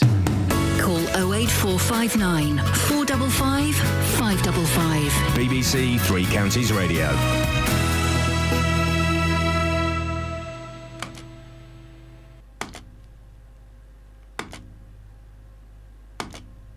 Oh, yeah, we got rid of the littlest hobo, didn't we? Oh. Any texters? We deleted it, guys. We deleted it because Mark didn't like it, so we deleted the littlest hobo. Because of Mark. When I went home yesterday, I was told that our children... You like that, Kels? Yeah. That was really funny. Our children had been singing the littlest hobo, and I had to break the news to them. They were very upset. He's dead. He's been shot. He's had a shot to the heart. Mark's to blame. He gave the littlest hobo a bad name. I mean, I can always get it back if anyone wants. No, mate, it's gone. It's gone. We don't go back on our word here on this show. No bow to the hobo. There we go. Pat says, Ian, we keep hearing from Beds Police that they'll have to lose 134 police officers, but no mention of culling the PCSOs. Why? You don't have to kill them. Yeah. Surely we want police officers first to stay, or are PCSOs more important to the service? They're cheaper. Pat. Yeah. They're cheaper, that's why. Next. Next. So it's obvious. OBS. Hashtag OBS. That's the thing. It came in a jam jar. And it tasted of gooseberries. Yay. Wow. Anything else? No, not really, no. Morning, Justin. Boss, I'm not happy. Wait, I'm not happy this morning. Mate, wagwan. Wagwan. Oh, hang on, sorry. Can I just say this to you? Good morning, sir. There we go. Gets me right in the mood. Doesn't it just? I'm in sunny Harps this morning. Hey. I love Harpenden. Harp stays sharp to the bottom of the glass. But you know what? I've driven past Junction 10 to get here this morning, Beautiful and junction. I've driven past that horrible Welcome to Luton sign. I keep missing this Welcome to Luton sign. It's dreadful. I keep missing it. What? Where's the statue of Eric Morecambe? Where's the plane? Where's the Littlewoods Cup? Where's the big hats? The people of Luton Where's the deserve better. Ollie Murs pork pie hat? Yeah, exactly. Where is that? We love Luton. We love Ollie Murs. Just rubbish. I've not seen this sign. Junction 10, I've got to say, though, guys, brap, it is looking blinging, isn't it? Sexy. And now it's up to 50 miles an hour. Whoa, feeling hot, hot, hot. I love it there. I love it. Oh, is I love it finished, though? Because there's still a bit where there's loads of trucks and workmen and stuff. They said it was going to be finished in spring. Well, spring has sprung, mate. Well, you know what these roadworks are like, but it's looking a lot better. It's looking a lot more organised. It's just a sign. I just think the people of these Luton, roadworks are like? they deserve better. That's like mate. saying, you know what these Chinese are like. What does that mean? You're being racist about roadworks. Yeah, and do you know what? I don't deny that. Well, fair play, fair play. I respect your racist stance. I do, against roadworks, not the other stuff. That's out of order. And who's opening it? Of course, they should be asking me to open it. I'll cut the ribbon. They already opened it before it was open. What do you mean? They did, didn't they? No, there's a sign that says it'll be open. Well, then you need a ribbon.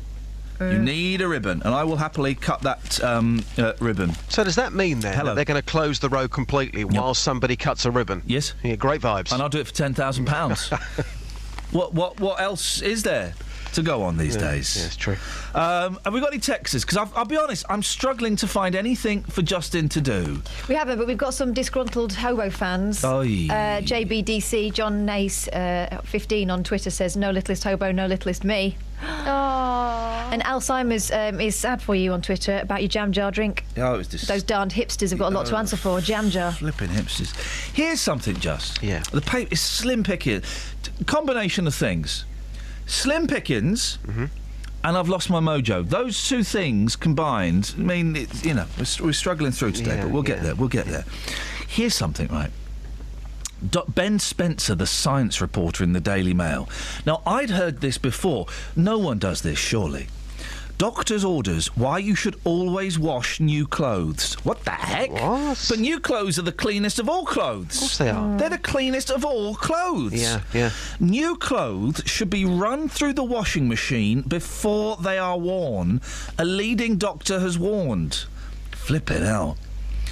Chemicals used to give garments a wrinkle-free look on shop mannequins could be responsible for rashes, itches and all manner of allergic reactions, according to a skin expert. That is absolute nonsense. Who's going to go? Who is going? My wife, get this right, man. If we buy new crockery, she'll wash it before we eat on it. No, I get that. I get that. What? Yeah. What? Well, it's a plate. It's been in a shop. Yeah, it's a plate. It's been in the shop, so it's clean. But it's had so I'm going to have my dinner on it. It's not had beans on it. Everyone's been touching it. Yeah. No one's been touching it. They're not touching it with just the knuckles. It's they're in a touching it with their fingers. You know where the fingers have been. Do you wash your toothbrush before you... No, of course not. Well, no, but that's in a sealed container. That's different. Yeah, but still, that's going in your mouth. Do you wash everything you put in your mouth? Yes. Well, good. It's the only way. What if there's no running water? Wet wipe. Or you could do a mum wash where you spit on it and rub it with a hanky. Yeah, we could do that. Hello, brutality. So, Justin. Yes. I mean, this is literally the best I've got, and I know I'm giving you the scraps from the table, but this, I mean, you can make magic out of this. Is the question, do you wash things before you put them in your mouth, or... No, it's not. It's not that, no, okay. No, it's not that. It's not that. Oh, do you wash new clothes before you wear them? I mean, is that the question? I mean, it's not the greatest thing to take. Hang on a second. Ian. Hi, Ian, how you doing? I'm all right, fella. What you got? It's the same with fruit and veg, mate, because I'll always wash fruit and veg because you don't know what people have been doing with that. No, I don't buy that either. Listen, it's my wife's always washing vegetables and peeling carrots. No, listen, if it don't kill you, mate, it makes you... This is why we've got kids with ADHD, autism, and loads of allergies, because they don't eat dirt. You need to eat germs. You need to put germs in your body. Otherwise, you will get diseases and your body will become weak. Ian, you could have been down the fruit and veg stall down the market, and the bloke before you deciding which apple to pick, and he's just been picking his bum, or whatever he's been doing. He's been doing what? Well, picking his bum or his nose or whatever. Picking his bum? Jeez, no wonder no one's listening. And then he handles your apple. That's disgusting. Well, as long as he doesn't handle my plums, I'm fine. That's right. Ian, listen, we need to send Justin out on something, and I'm coming up with nothing here. I've got blanks. Here's one. Yes. I was in the bank yesterday afternoon. You did what? I can't. It's a terrible line, Ian. Say that again. Okay. I was in the bank yesterday afternoon. Yes. Paying some money in. So I paid some money in, about 40 odd quid. And then I had my wallet, me change part of the wallet. So I took about 20 pence out and said to the girl, "I'll put that in the charity box behind the counter." She said, "Oh, that's nice, thanks very much." And I said, "Oh, actually, while we're at it, I might as well lighten my wallet, put the rest of this change in." And I meant to put it into my account because it was about 9 quid. Aye. And she put it straight into the charity box. Oh, that's really nice of you. So, have you ever given to charity when you didn't mean to? Ian, thank you. It's a bit niche, just. Very, very niche. It's a very, very niche thing. I'm just thinking about the people of Harpenden. We've got a very smart tan lady walking up to us right now. Madam, can I ask you one very quick question? Okay. When you buy new clothes, do you wash them before you wear them? No. Okay. What about fruit and veg? Yes. Okay. What about plates? No, they come from the dishwasher and then they get used after they've been stored. Okay, and the Holy Grail. When have you ever given to charity when you didn't mean to give to charity? It's our niche phone-in. Have you got an answer for us on the niche phone-in? Not really. I always choose who I want to give my charity money to. Okay, that's enough. Thank you very much. I think it's too niche. It's very, very niche. And if I'm honest, I kind of dozed off for the 2.5 minutes you were speaking to that wonderful lady. What? It wasn't 2.5 minutes. It felt like it. All right, mate. Well, do you know what I'm saying? Look, I'm road testing your phone-ins live. What more do you want? No, I want a good phone-in, mate. There's the baked beans guy.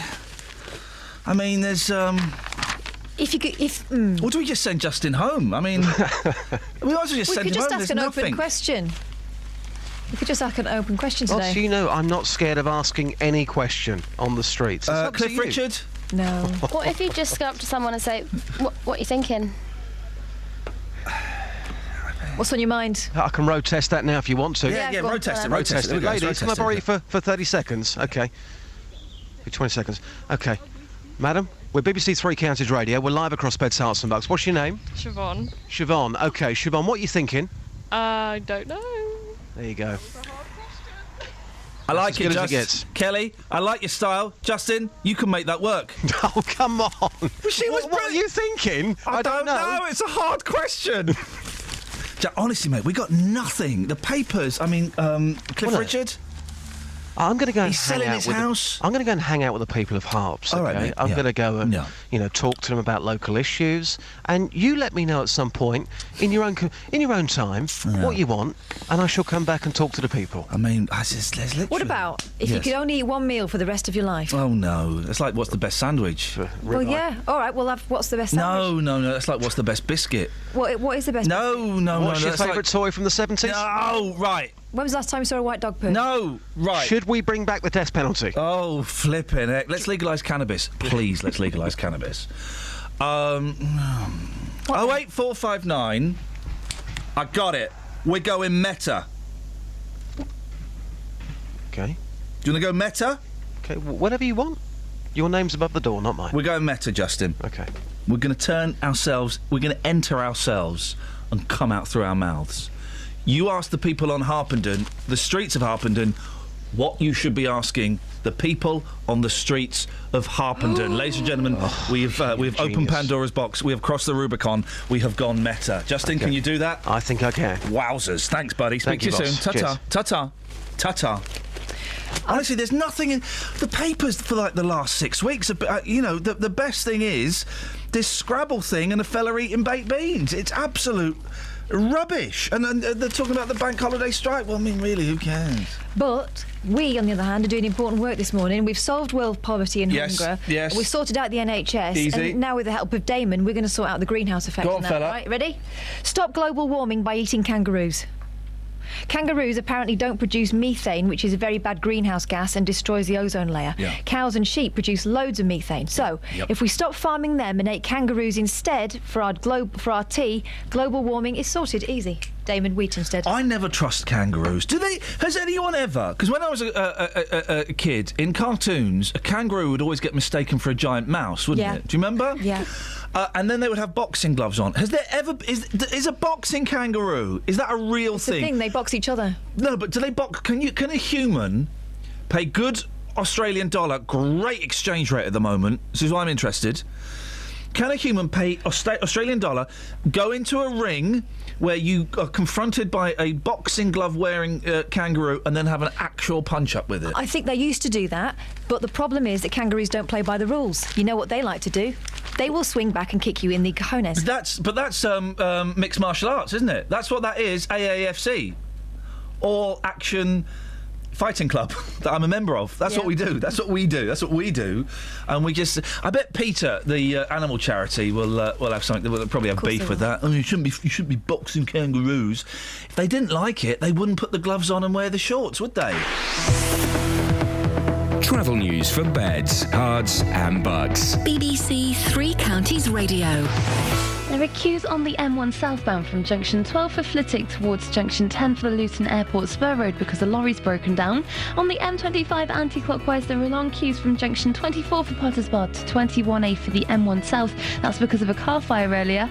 And the A10 is very slow northbound from the Harlow turn-off towards the Hoddesdon roundabout in both directions through the roadworks. The A1 is busy southbound from the St Neots junction towards the Black Cat roundabout, and it's also looking slow on the speed sensors in Beaconsfield on Amersham Road from Longbottom Lane towards the A40 London Road. There's no reports of any delays on the trains at the moment. Samantha Braff, BBC Three Counties Radio. Thank you, Sammy.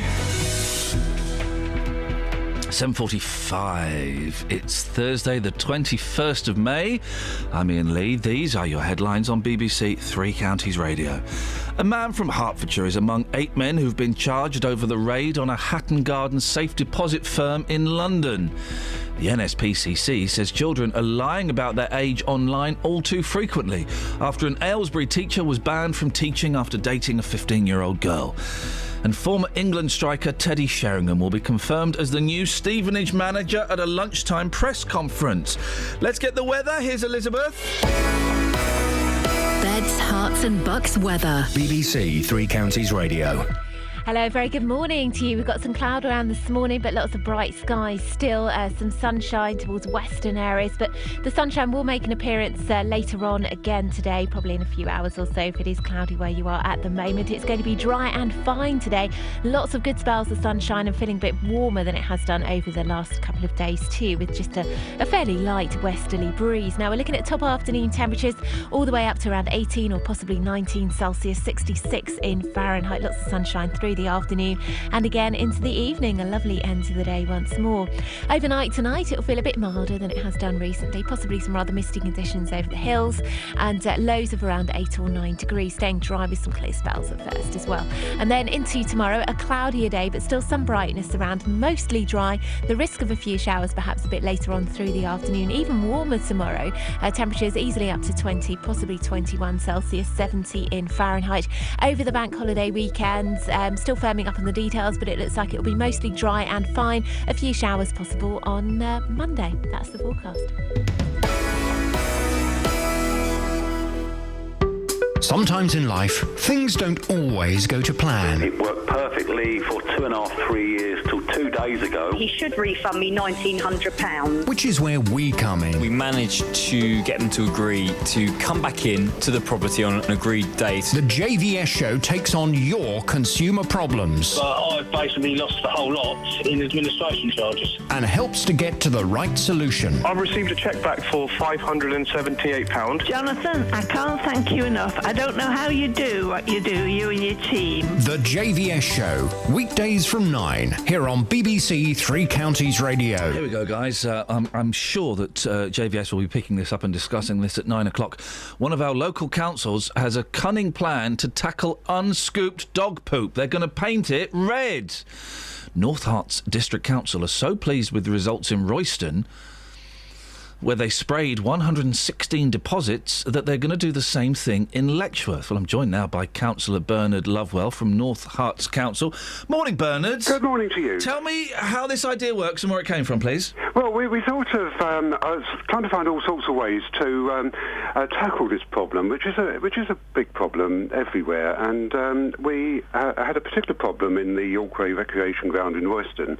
So we came up with this idea of trying to highlight it by, as you say, we've sprayed the deposits in red, which highlights how many actual deposits there are, and it's obviously made it very public. I have to say that once it's sprayed red and it isn't just left there, it is removed. So how long does it?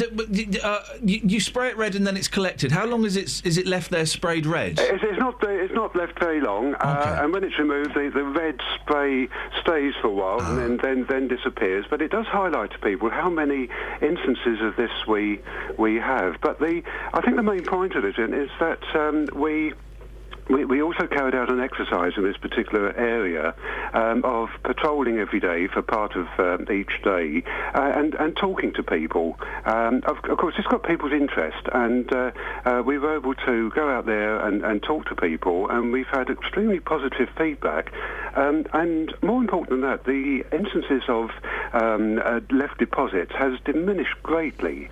So is this because are you shaming the dog so that they don't do it again? Is that the impact? I don't think we can shame dogs. Hopefully we can shame those few people who walk their dogs who don't pick up after them. And most dog owners are very responsible. It is the few that cause the problem, and it has highlighted it. And it's also we're trying to encourage people to let us know if they see persistent offenders, so that we can actually tackle them head on. It's awful, isn't it? It's awful. It's so disgusting. Yes, it is. Yes. Tell you another thing that I don't know if this happens in your area, Bernard, but have you seen this? You know, sometimes the people will collect the dog faeces. Yes. Then they leave it in the little bag hanging on a wall or on a fence or from a tree. Yes, that is right. That's weird, isn't it? We hear more and more. The penalties for that are very much higher than leaving it behind, I have to say. What are the penalties for hanging it on a tree and a penalty for leaving it on the floor? There's it then becomes into littering laws, and the fine for that is up to £2,500 if people deposit it on the wall in trees, and it's disgusting. It does happen, and if we catch them, we don't hesitate to prosecute. Have you caught anybody who's, are there people that patrol the streets, and if they see a dog doing a whoopsie and it not being cleaned up, they go, oi?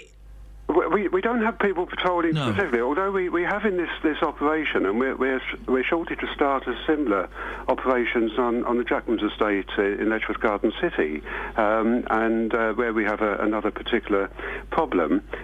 We do have officers from time to time, but of course they're engaged in all sorts of other things, and we do need the publics to keep their eyes open for us and let us know if there's a problem and who's causing that problem. Who drew the short straw, Bernard? Who goes around with the can of paint? Well, one of our enviro-crime officers has this lovely job, and she's done a brilliant job doing this and educating people, and she's also been picking it up. So it's not the best job in the world. I hope the council provides her with gloves. But she's provided with everything, but it's still not a pleasant job, and she shouldn't have to do it. And the dog owners should be. Yeah, I know. It's I'm not really a doggy person at all, Bernard. I'm a cat man. Yes, am I. But good, far more sensible, because they go and bury it in other people's gardens, which is fine. But it is just horrible. It's disgusting, isn't it? Yeah. Well, it's not only disgusting; it's dangerous. Yeah. There is a parasitic worm in this that can cause serious illness. We spoke to a fella a while ago that had gone blind as a kiddie. It can cause blindness, yes, and has done. And children are particularly vulnerable. And so it's not only unsightly and smelly and horrible; it's also very dangerous to health. Bernard, good luck. Let's hope you eradicate these horrible people and I don't mean kill them, but that you manage to clear up the mess. Thank you, Bernard. Good work. Councillor Bernard Lovewell from North Herts Council. What was that woman's job title? Enviro-crime. Is that what she was involved in? Enviro-crime officer. Flipping it. I'll have some of that. Sounds like RoboCop. Any texts? Yeah, loads. Go on then. John says, hi, I too agree that UB40 suck big time. Yeah. This is because UB40 had to turn fans away. Not themselves. They were a bit busy doing a concert, but apparently they sold too many tickets for a concert. Awful. UB40. He says, I think my worst gig would be U2 supported by UB40 with the special guest of Eric Clapton. Yeah! The new Luton sign has a wonky M, says Carlos from Luton, and he sent us a picture. Look forward to seeing that. And Rich from Luton says, always clean your plate after purchase. You don't know what the warehouse conditions are. Oh, come on. I've heard some stories about warehouses. No, we clean too much, is my philosophy. We clean too much. You need germs in your body. This is what vaccine is. Vaccine is germs, it's disease in your body. And this is why kids these days are all kind of fey and limp, because they don't eat mud. You can get, special detergent for vegetables. I don't like the idea of that. No, they are grown in muck, so, you're going to expect a bit of muck. Listen, if your potato or your carrot hasn't got a bit of mud on it, then you don't know where it's been. It's got mud on it, it's been in the ground. Beautiful, I'll have some of that. I'm very suspicious of a clean carrot. My husband At most, I will polish cocks. Your apples? Yeah, I'll get it and I'll rub it on my jeans. And I'll polish my cocks. I love cocks, and I will polish them till they're quite shiny, but that's as far as it goes. You know why? Because they put wax on them to make them shinier in the shop, and I don't want to eat wax. Beautiful, lovely, delicious wax on my cocks. My husband always has to wash his new clothes, says Lisa in Leighton Buzzard. It's pointless. Your husband's weird. Yep, she agrees. And Stephen King's Langley is glad to see the back of the Littlest Hobo. It's gone. Am I the only one who's glad it's gone? And put out of his misery, says Stephen King's Langley. We are replacing... If anyone wants to do a remix of this... Stetson. We'll replace it with that. Followed by... The sequel wasn't quite so good. Doorbells. Yeah. So it turned... Everyone's... every now and then the story pops up that video games are bad for you. And yesterday it was saying if you play Grand Theft Auto, you'll get dementia. Well, how do you know? How do you know that? It's not been out long enough to have done that. And now that the Mirror's kind of picking up on that story. Are our kids at risk from game brain drain? Well, A, that doesn't mean anything, so B, no. And then they've spoken to Professor Mark Griffiths. Mm-hmm.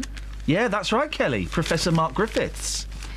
Your guide to protecting Generation Xbox. Oh, for heaven's sake. And he's got Professor Mark Griffiths' 7 golden gaming rules for parents. Number 1, check the content of the games your children play. Well, duh. These are all... after all of these, you go, oh, duh, really? 2. No, don't. My mum did this, and it turned me against my mum. I still hate my mum because of number 2. Try to give them games that are educational, brackets, but still fun. Let's play Crazy Math. Let's play Lingo Bingo. Let's play Word Fun. Rather than violent ones. Well, my mum bought me a BBC Micro because it was educational instead of a Spectrum, and I still bear that grudge.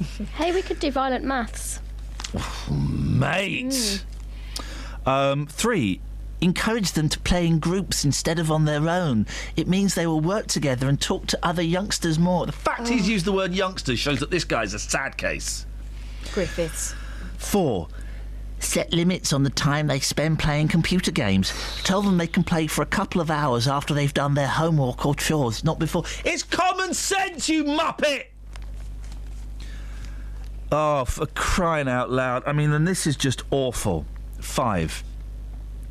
Get them to follow the recommendations made by the manufacturers, such as sitting at least 2 feet from the screen and playing in a well-lit room. Turn the lights on, the room isn't well lit. You shouldn't be shooting zombies in a dark room. You might get scared. And also, you don't have to sit far away from the TV now, because TVs are different. You had to sit far away from them because it was all pixels. I don't know what you would call those little dots. They had a word, anyway. And so if you got too close, the picture would you wouldn't see the picture clearly, and it would muff up your eyes. And then he said something completely different. But now TVs are different. So you can sit as close as you want to a TV, I reckon. You might even be using a handheld device. 6. Do not let them play when they are tired. Oh, for heaven's sake. And number 7, if all else fails, take the console away and give it back to them on a part-time basis. This will enable you to take more control of their gaming habits. That's what you should be doing anyway. I always had to ask my mum permission to get the computer out. Mum, can I play on the computer? No. Go on. All right, then. Round my little finger. But this guy, I'm going to find Professor Mark Griffiths and I'm going to wave my finger in his face and say, whoa. Travel news for beds, cards and bugs. BBC Three Counties Radio. On the M1 southbound, there are delays from junction 12 for Flitwick to junction 10 for the Luton Airport because of a broken down vehicle there, which is causing it to be really slow and there's no lanes blocked at the moment. All the lanes have been reopened, but it's just really slow. On the A1M southbound, it's busy past junction 7 for Stevenage, and the M25 anti-clockwise still has long delays between junction 24 for Potters Bar and 21A for the M1 south because of a car fire earlier. It's also causing problems in Howwood on the North Orbital Road at southbound from the M25 junction 21A for St Albans towards the Park Street roundabout. It's looking really slow. And looking at the train departure boards, there are no reports of any delays at the moment. Samantha Bruff, BBC Three Counties Radio. Thank you, Sammy. 08459 455 555. Those rules about video games are common sense, aren't they? Most of them. And some are just plain dumb. Dear, I love video games. Local and vocal across beds, hearts and bucks. This is BBC Three Counties Radio.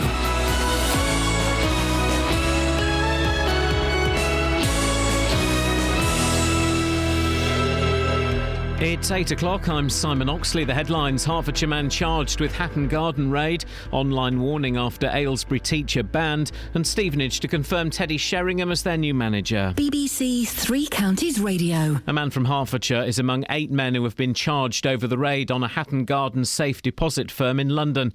58-year-old Carl Wood from Elderbeck Close in Cheshunt has been charged with conspiracy to burgle, along with 7 others from London and Kent. The men are due to appear before Westminster Magistrates Court later. More from Ben Ando. All 8 were among the 9 people who were arrested in raids carried out by the police on Tuesday at 12 different locations in London and in Kent. More than 200 police officers involved in that, and those raids coming, of course, just over 6 weeks after the burglary itself.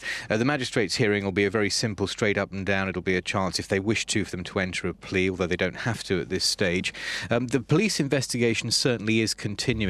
The children's charity, the NSPCC, says children are lying about their age online all too frequently. It comes after an Aylesbury teacher was banned from teaching after dating a 15-year-old girl. 40-year-old Jeffrey Tansey initially believed the girl he met on a dating website was over 18. Professor Carsten Maple is the Director of Cybersecurity Research at the University of Warwick. Age verification can make it more difficult, but if they are determined, whatever the process, they'll work ways to get around it.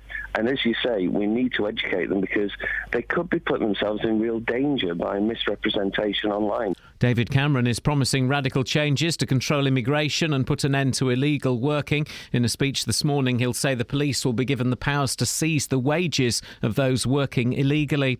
Police are continuing their search for a Hertfordshire man who went missing 2 weeks ago today. 58-year-old Brian Byrne from Hertford was last seen at his home address on the evening of the 7th of May. Searches took place on stretches of the River Lee near Broxbourne on Saturday. Train companies have started cancelling services over the bank holiday weekend because of the planned strike by Network Rail workers. Virgin Trains has scrapped all services on the West Coast Main Line on Monday and Tuesday, and there will be no London Midland services between Milton Keynes and London. Thameslink are urging people not to travel and say there will be major disruption on Wednesday as well. In sport, former England striker Teddy Sheringham will be confirmed as the new Stevenage manager today. There's a lunchtime press conference at the Lamex Stadium. The former Spurs and Manchester United star will take over from Graham Westley, with chairman Phil Wallace hinting at possible changes in the boardroom as well. Our Stevenage commentator Steve Watkins says Sheringham's arrival should boost attendances. One of the big briefs at the moment to the chief executive is to increase the crowd base. He's not finding that particularly easy with the brand of football that's been played. It's winning football, but it's not been the most attractive at times. The weather, a dry day with warm sunshine this afternoon, a maximum temperature 19 degrees Celsius, and you can get the latest news and sport online at bbc.co.uk/3 counties. Thank you, Simon. Morning, Iain Lee, BBC Three Counties Radio. Video games, baked beans. There really is. The world seems to have stopped. There's nothing going on, guys. Washing stuff. That's what we're dealing with. You can give us a call. You know the rules by now. You can call us about the stuff we're talking about, or you can give us a call and talk about, anything. 08459 455 555. Across beds, hearts and bucks. This is BBC Three Counties Radio. Graham's on the line. Morning, Graham. Morning, Ian. What you got for us, boss? Kelly's violent maths. Yes, violent maths. Yeah, well, 789. It did. Get it? Graham, yes, I got it when I was 6, and I get it when I'm nearly 42. I remember to think about violence as well. Yes. My lad was talking to me the other day. You want to beat him up still. Say that again. It's very hard to hear you, Graham. You guys, it sounds like you're calling from a mining facility. I am in a mining facility. There you go. My lad, he said you wanted to beat him up, the karate lad. Oh, yeah. Oh, it's all you've got that 11-year-old karate boy. Yeah. Bring him. He's not turned up yet, Graham. He's not turned up, and I'm ready. I've got me nunchucks. I've got me throwing stars. I will destroy your 11-year-old son. He said to me the other day, he said, Dad, can I fight you? I was like, why? Because I want to beat up that man on the radio. So he's definitely up for it. Well, listen, tell him I will kick the whatever out of him, bearing in mind that offer does stop when he turns 14 and hits puberty, okay? So it's got to happen while he's a karate child, Graham. Thank you. For anyone who's not heard me speaking to Graham before, I know we've got the NSPCC on next. I'm talking about being a kid. Don't worry, it's a joke. Graham's son does karate. Karate, of all things. And my theory is you can't have kids that are black belts in karate, because what do they know? What do they know? They don't know nothing. And yes, 7, 8, 9. Terrible story. Across beds, hearts and bucks. This is Iain Lee. BBC Three Counties Radio. PCC say children all too frequently lie about their age online. You don't say. It comes after an Aylesbury man was banned from teaching after dating a 15-year-old girl. 40-year-old Jeffrey Tansey initially believed the girl he met on a dating website was over 18. John Brown is the NSPCC's lead for tackling sexual abuse and joins me now. Morning, John. Good morning, Iain. This case is interesting. I mean, initially... Mr. Tansey thought the young woman was 18 because that's what she said, and then he found out that she was 15, and he still continued to see her.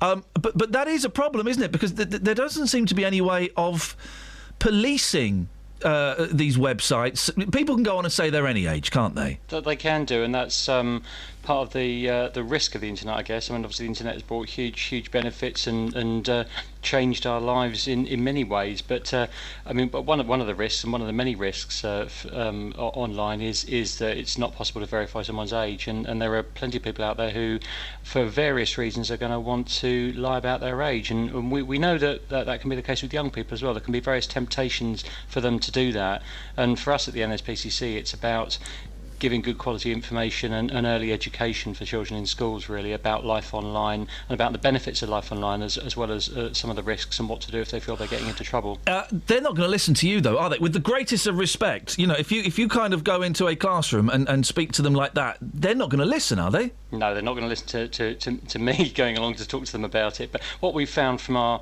work and what we've found from our work on Childline and from research we've done is that some of the best ways to do it are well constructed things that can go into the curriculum, but also what we call peer-to-peer education as well. And by that we mean young people, slightly older young people, coming back into school who have been there and done it and experienced it and got into problems, coming back and talking to younger children about it. That's what children tell us works best for them, and that's what they tell us is most effective, really, listening to young people who've been there and done it and who may be a little bit older. It's always gone on, though. But, before the internet, I lied about my age so I could get booze when I was a kid. I know, there were girls at my school who were 14 who looked older and said they were 18, 19, 20, so they could cop off with older blokes. Now, looking back, obviously, that was ridiculous, but it's always gone on, hasn't it? Young people always want to pretend they are older than they actually are. It has always gone on, but I think the trouble is the internet has amplified it and amplified some of the risks.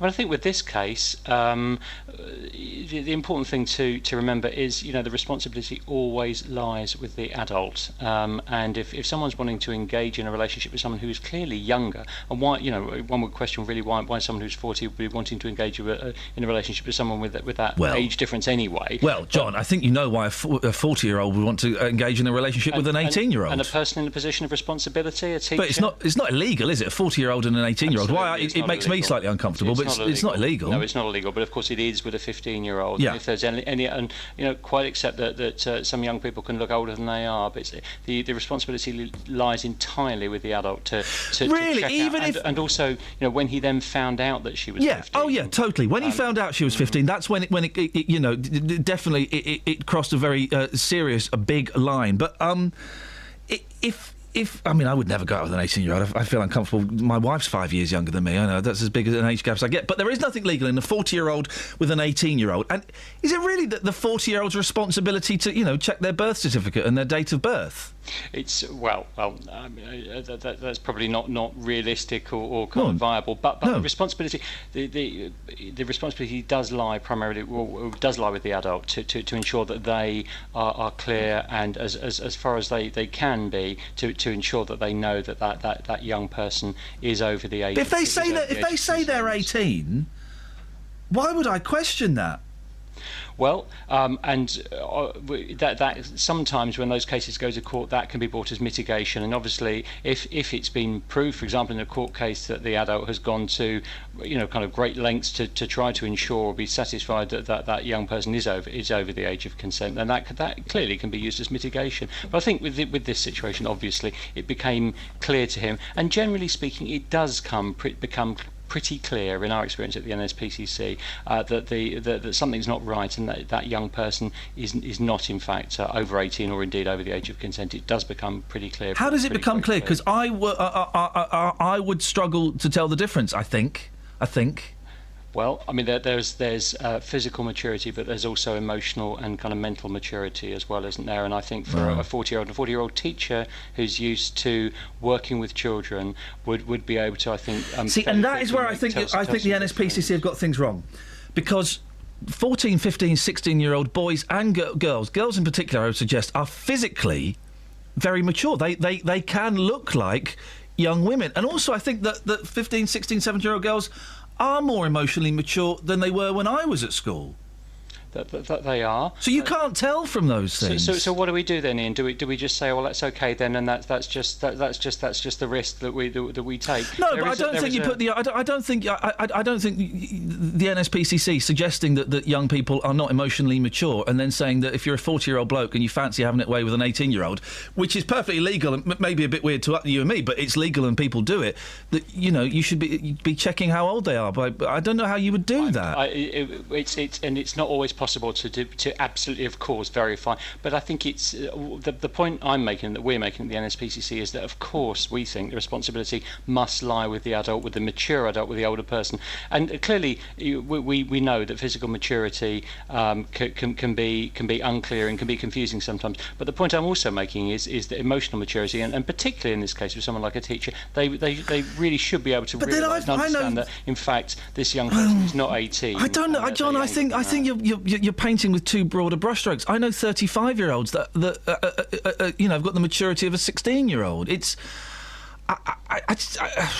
I don't know. I just think that you're being a little bit too generalistic in your terms, and it's not as clear cut as we would like it to be. It sometimes it isn't clear cut, and particularly with young people, kind of 15, 16, and around that age. Sometimes it's not that clear. Of course it's not. But I think for any presumption that kind of it's the fault of the young person. Clearly, they shouldn't be making up their age online, and that's about kind of good quality and early information and education for children and young people. But given that significant age difference, we're very clear at the NSPCC responsibility. However hazy or difficult that can be sometimes, has to lie with the adult. Listen, I'm really attracted to you. I'm a lot older than you. Before we do engage in sex, can I see your birth certificate? Can I phone your mum up? Well, what date were you born?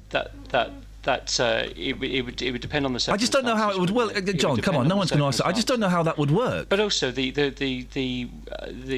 particularly with a person in a position of authority, needs to think about the ramifications for them if in fact that young person is under the age of consent, and then the impact of them and what that can mean, obviously for the young person, but also for them and their career and their family as well. Okay, John, thank you very much indeed. Well, there you go.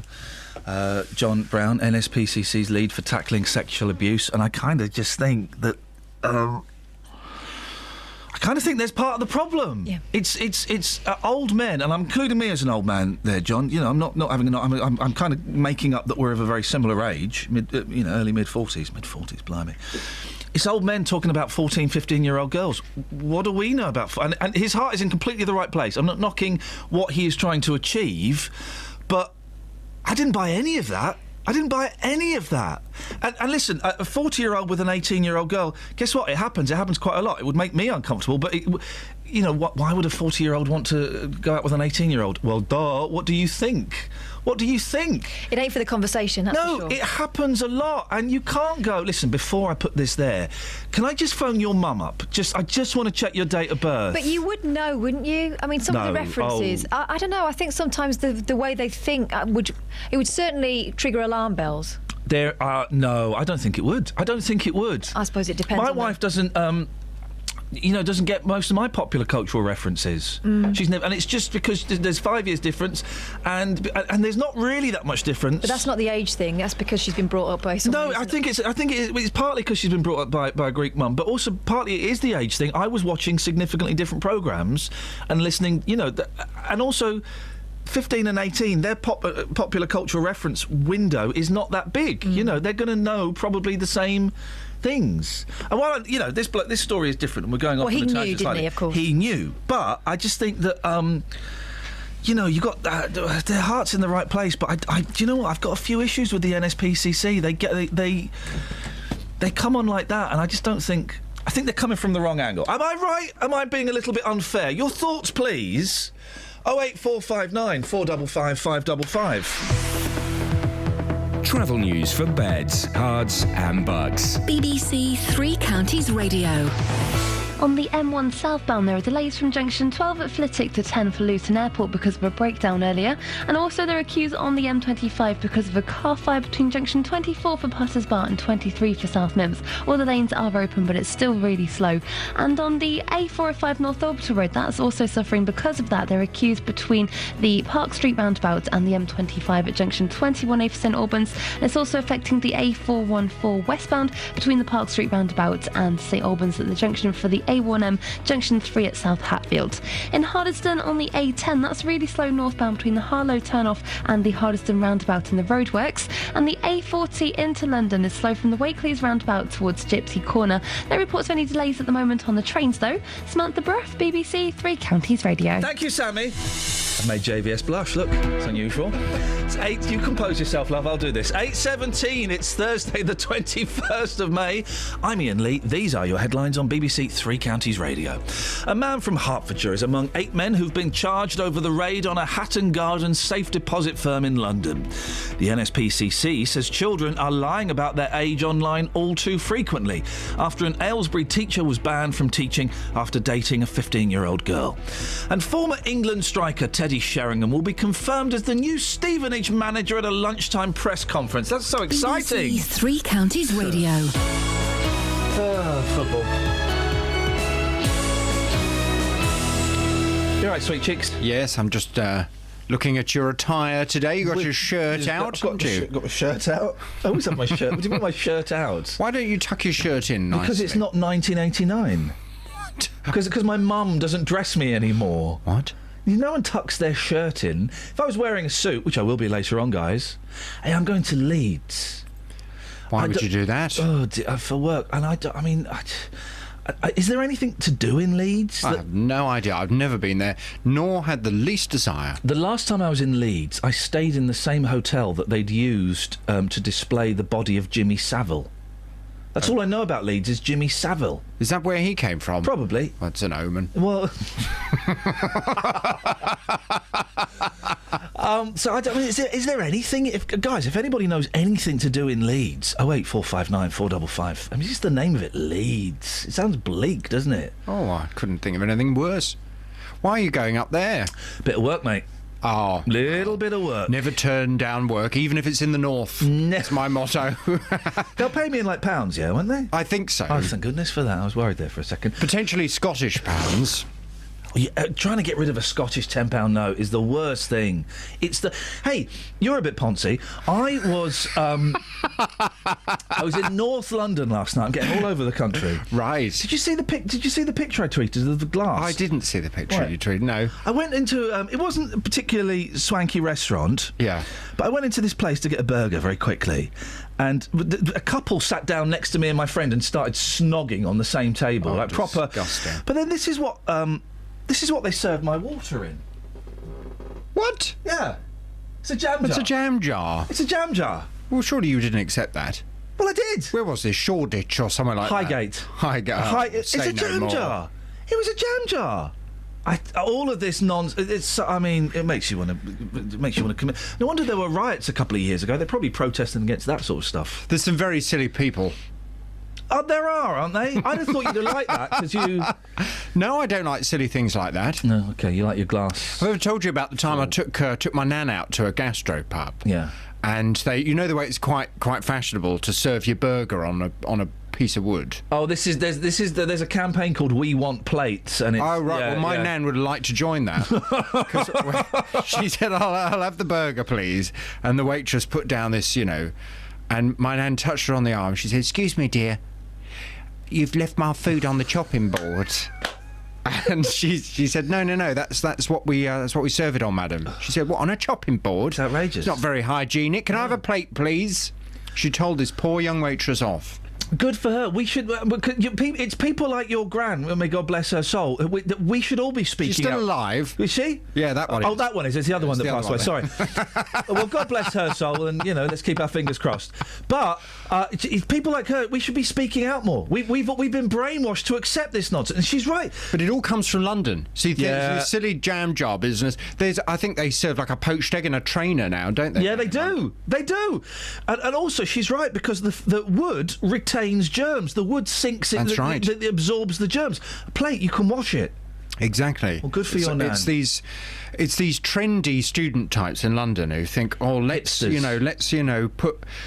spaghetti bolognese in a computer keyboard. That would be really fun, and then people have to pick it out. Can I get some wine? Yes, please. What's this? It's a catheter. It's just. Exactly.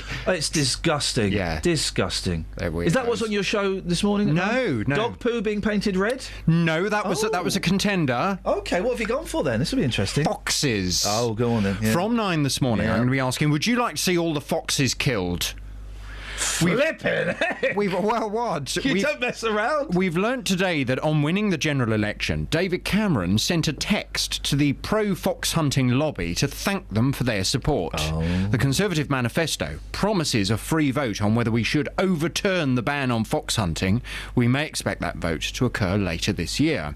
The question is, would you like to see hunting groups across the country given the green light to positively target foxes and keep the population down? And if the answer is yes, would you also like more action to be taken in urban areas to keep foxes away from our houses and gardens as well? There's an interesting article recently. You know the columnist Andrew Pearce? Yes, I do, yes.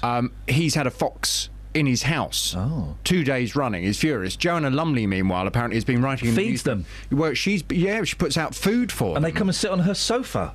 And actually, since I moved to the countryside, I'm not telling you where, you don't see foxes. You know why? Because every morning when I take my dog for a walk, I hear bang, bang, bang in the fields. Wow. It's the farmers. Oh, I thought you meant doggers. Okay, yeah. It's the farmers. Yes. In the urban areas, you see foxes because no one's managing them. No one's shooting them, yeah. Well, from 9 this morning, I'd like your reaction. Would you like to see all the foxes killed?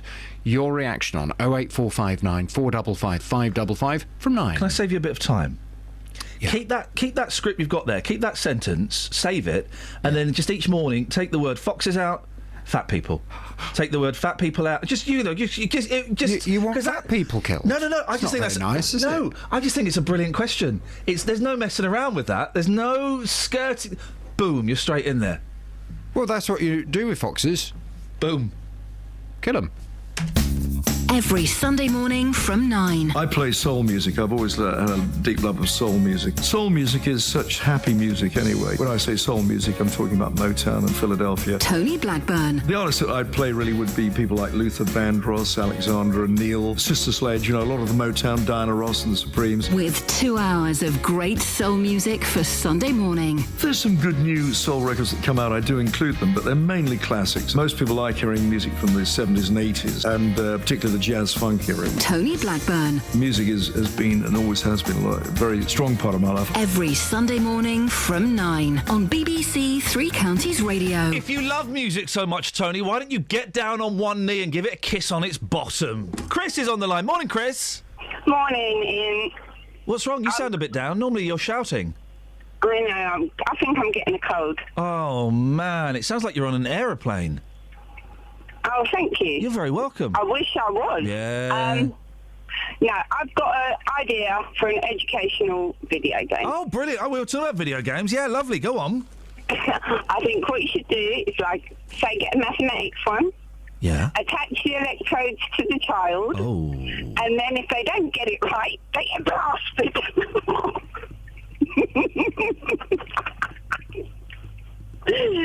And I'm going to become a professor. I'll buy myself a white coat because I thought that was a brilliant idea. They won't get it wrong often, will they? What if that? Don't snort too much. It might come out. What if they're thick, Chris? Because some kids are just thick. They'll feel a lot of pain then, won't they? Thanks for calling, Chris. Thanks. We've just we've just had the NSPCC on, and so far we've talked about beating up 11-year-olds and electrocuting children. Flippin' heck. It's taking a dark turn, hasn't it? 08459 455 555. Glenn's on the line. Good morning, Glenn. Morning, Ian. Glenn, what have you got for me? Places near Leeds, which you should go and have a look Isn't at. that interesting? I'm going to Leeds. I'm looking for places in Leeds, and you've said places near Leeds, implying there's nothing in Leeds. Well, there is. I used to go up to Eschalt a lot. Yes. It's a little village, and it's the original Emmerdale set. Oh, Glenith, you're joking, really? It is, yeah. The bullpack is there. The post office there. Is It's worth a visit. Mr. Wilkes there and Amos Brearley? No, and inside the pub is totally different. Oh. It's not like it is in the set, but it is still nice. It's just worth going up there and having a drink in the pub. See, I still call it Emmerdale Farm. Yeah.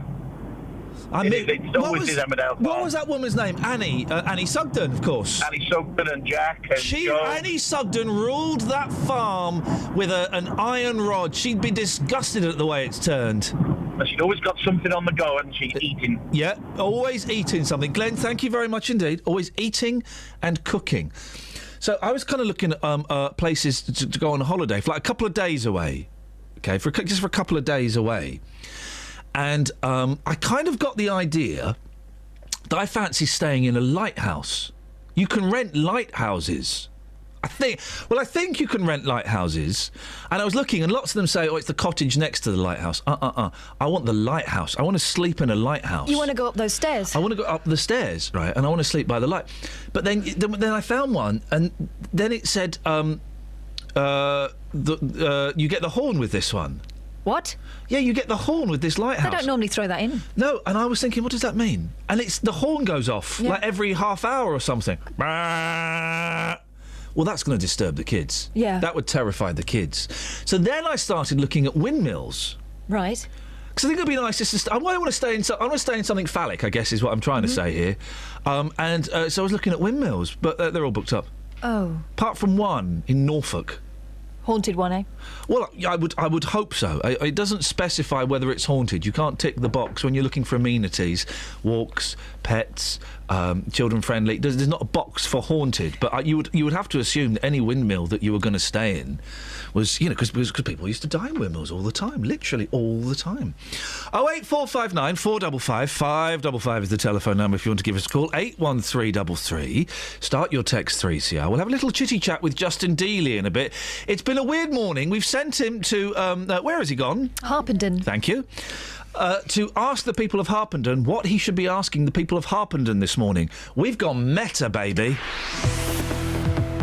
Travel news for beds, cards and bugs. BBC Three Counties Radio. There are delays on the M25 because the lane's been blocked between junction 17 for Maple Cross and 16 for the M40 by a two-car accident, with delays reaching back to junction 18 for Chorleywood. The M25 has queues anti-clockwise as well between junction 24 for Potters Bar and 23 for the A1M at South Mims because of the car fire earlier. On the M1 southbound, there are queues from junction 12 for Flitwick towards junction 10 for Luton Airport, and in Hardyston on the A10 there are queues northbound from the Harlow turnoff towards the Dardyston roundabout. That's in both directions because of the roadworks there. No reports of any delays on the trains though. Samantha Bruff, BBC Three Counties Radio. Sammy, thank you very much. It's interesting, isn't it? I asked for what can I do in Leeds. The best thing that Glegg could come up with was something near Leeds. Is there anything? Is there anything in Leeds? Or am I just going to go up there, do the gig and then come back home? 08459 455 555. Across beds, hearts and bugs. This is BBC Three Counties Radio.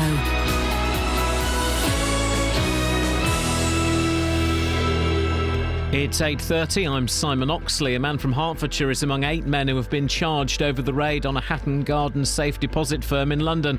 58-year-old Carl Wood from Cheshunt will appear in court this morning. Foreign nationals caught working illegally in the UK could have their wages seized as part of measures to be set out by David Cameron today. And train companies across this region have started cancelling services over the bank holiday weekend because of the planned strike by Network Rail workers. Three Counties Sports. BBC Three Counties Radio. Former England striker Teddy Sheringham will be unveiled as the new Stevenage manager today. There's a lunchtime press conference at the Lamex Stadium. The former Spurs and Manchester United star will take over from Graham Westley after the borough confirmed that Westley's contract would not be renewed. It's Sheringham's first managerial role after a coaching role at West Ham. But our Stevenage commentator Steve Watkins says he will be hoping to emulate another former top-flight striker who won League Two this season. It's worked for Jimmy Floyd Hasselbank at Burton, albeit he's the side he's got is one that was there when he came in. Sheringham's got to build a side, but, look at the bigger picture. West Ham, he's bound to have links there with West Ham and, loanees and that sort of thing, and very good contacts, I'm sure, through the Premiership. Watford goalkeeper Aurelio Gomez has signed a new 3-year contract, and Sunderland are safe from relegation from the Premier League after a goalless draw at Arsenal last night. The final relegation place now rests between Hull and Newcastle. England's cricketers start the first test against New Zealand at Lords this morning after the latest Kevin Peterson debate and changes behind the scenes. Captain Alistair Cook says the players have to remain focused on the match. As England players now, we have to focus, as always sportsmen do, on what's ahead of us, which is a fantastic test match at Lords. Adam Lyth making his debut, and I think all that excitement and all what he's feeling this week, I think all the players are really in tune with that. And practice starts this morning for Sunday's Monaco Grand Prix. Championship leader Hertfordshire's Lewis Hamilton yesterday signed a new 3-year contract with Mercedes worth a reported £100 million. But he says it's all about winning races. Win the Grand Prix, win the Monaco Grand Prix. I'm massively proud, and I think you don't celebrate it, you just, maybe I should do it. Maybe the best way I could reward myself is by performing the way that I know the team believe that I can and how I believe I can. BBC Three Counties News and Sports. The next full bulletin is at 9. Call 08459 455 555. BBC Three Counties Radio. I want to say a big thank you to the fans, to my family, to my team. Oh, for goodness sakes! Why is that man even allowed? The thing I don't get, right, is motor racing. It's so dull. It's boring, and now that they're not allowed to crash into each other, it's even more boring because no one overtakes, OK? They do all this thing where they talk about their teams and their team loyalty. There's no team loyalty, Justin. It's... Oh, blimey, you're right. Just erecting myself, sorry. There's no team loyalty. It's, I really want to stay with McLaren. Well, yeah, if Red Bull, which is a drink, not a car manufacturer, by the way, if they write a cheque with an extra 0 at the end, you'll go to them. Why don't you just be a man for once? Come on, all this knocking of sport, get some testosterone. Hey, listen, I like sports, mate. Motor racing ain't sports. Driving ain't... I'm going to drive for 3 hours today up to Leeds, right? Is that sport? No, it's driving. Well, it depends who gets there first.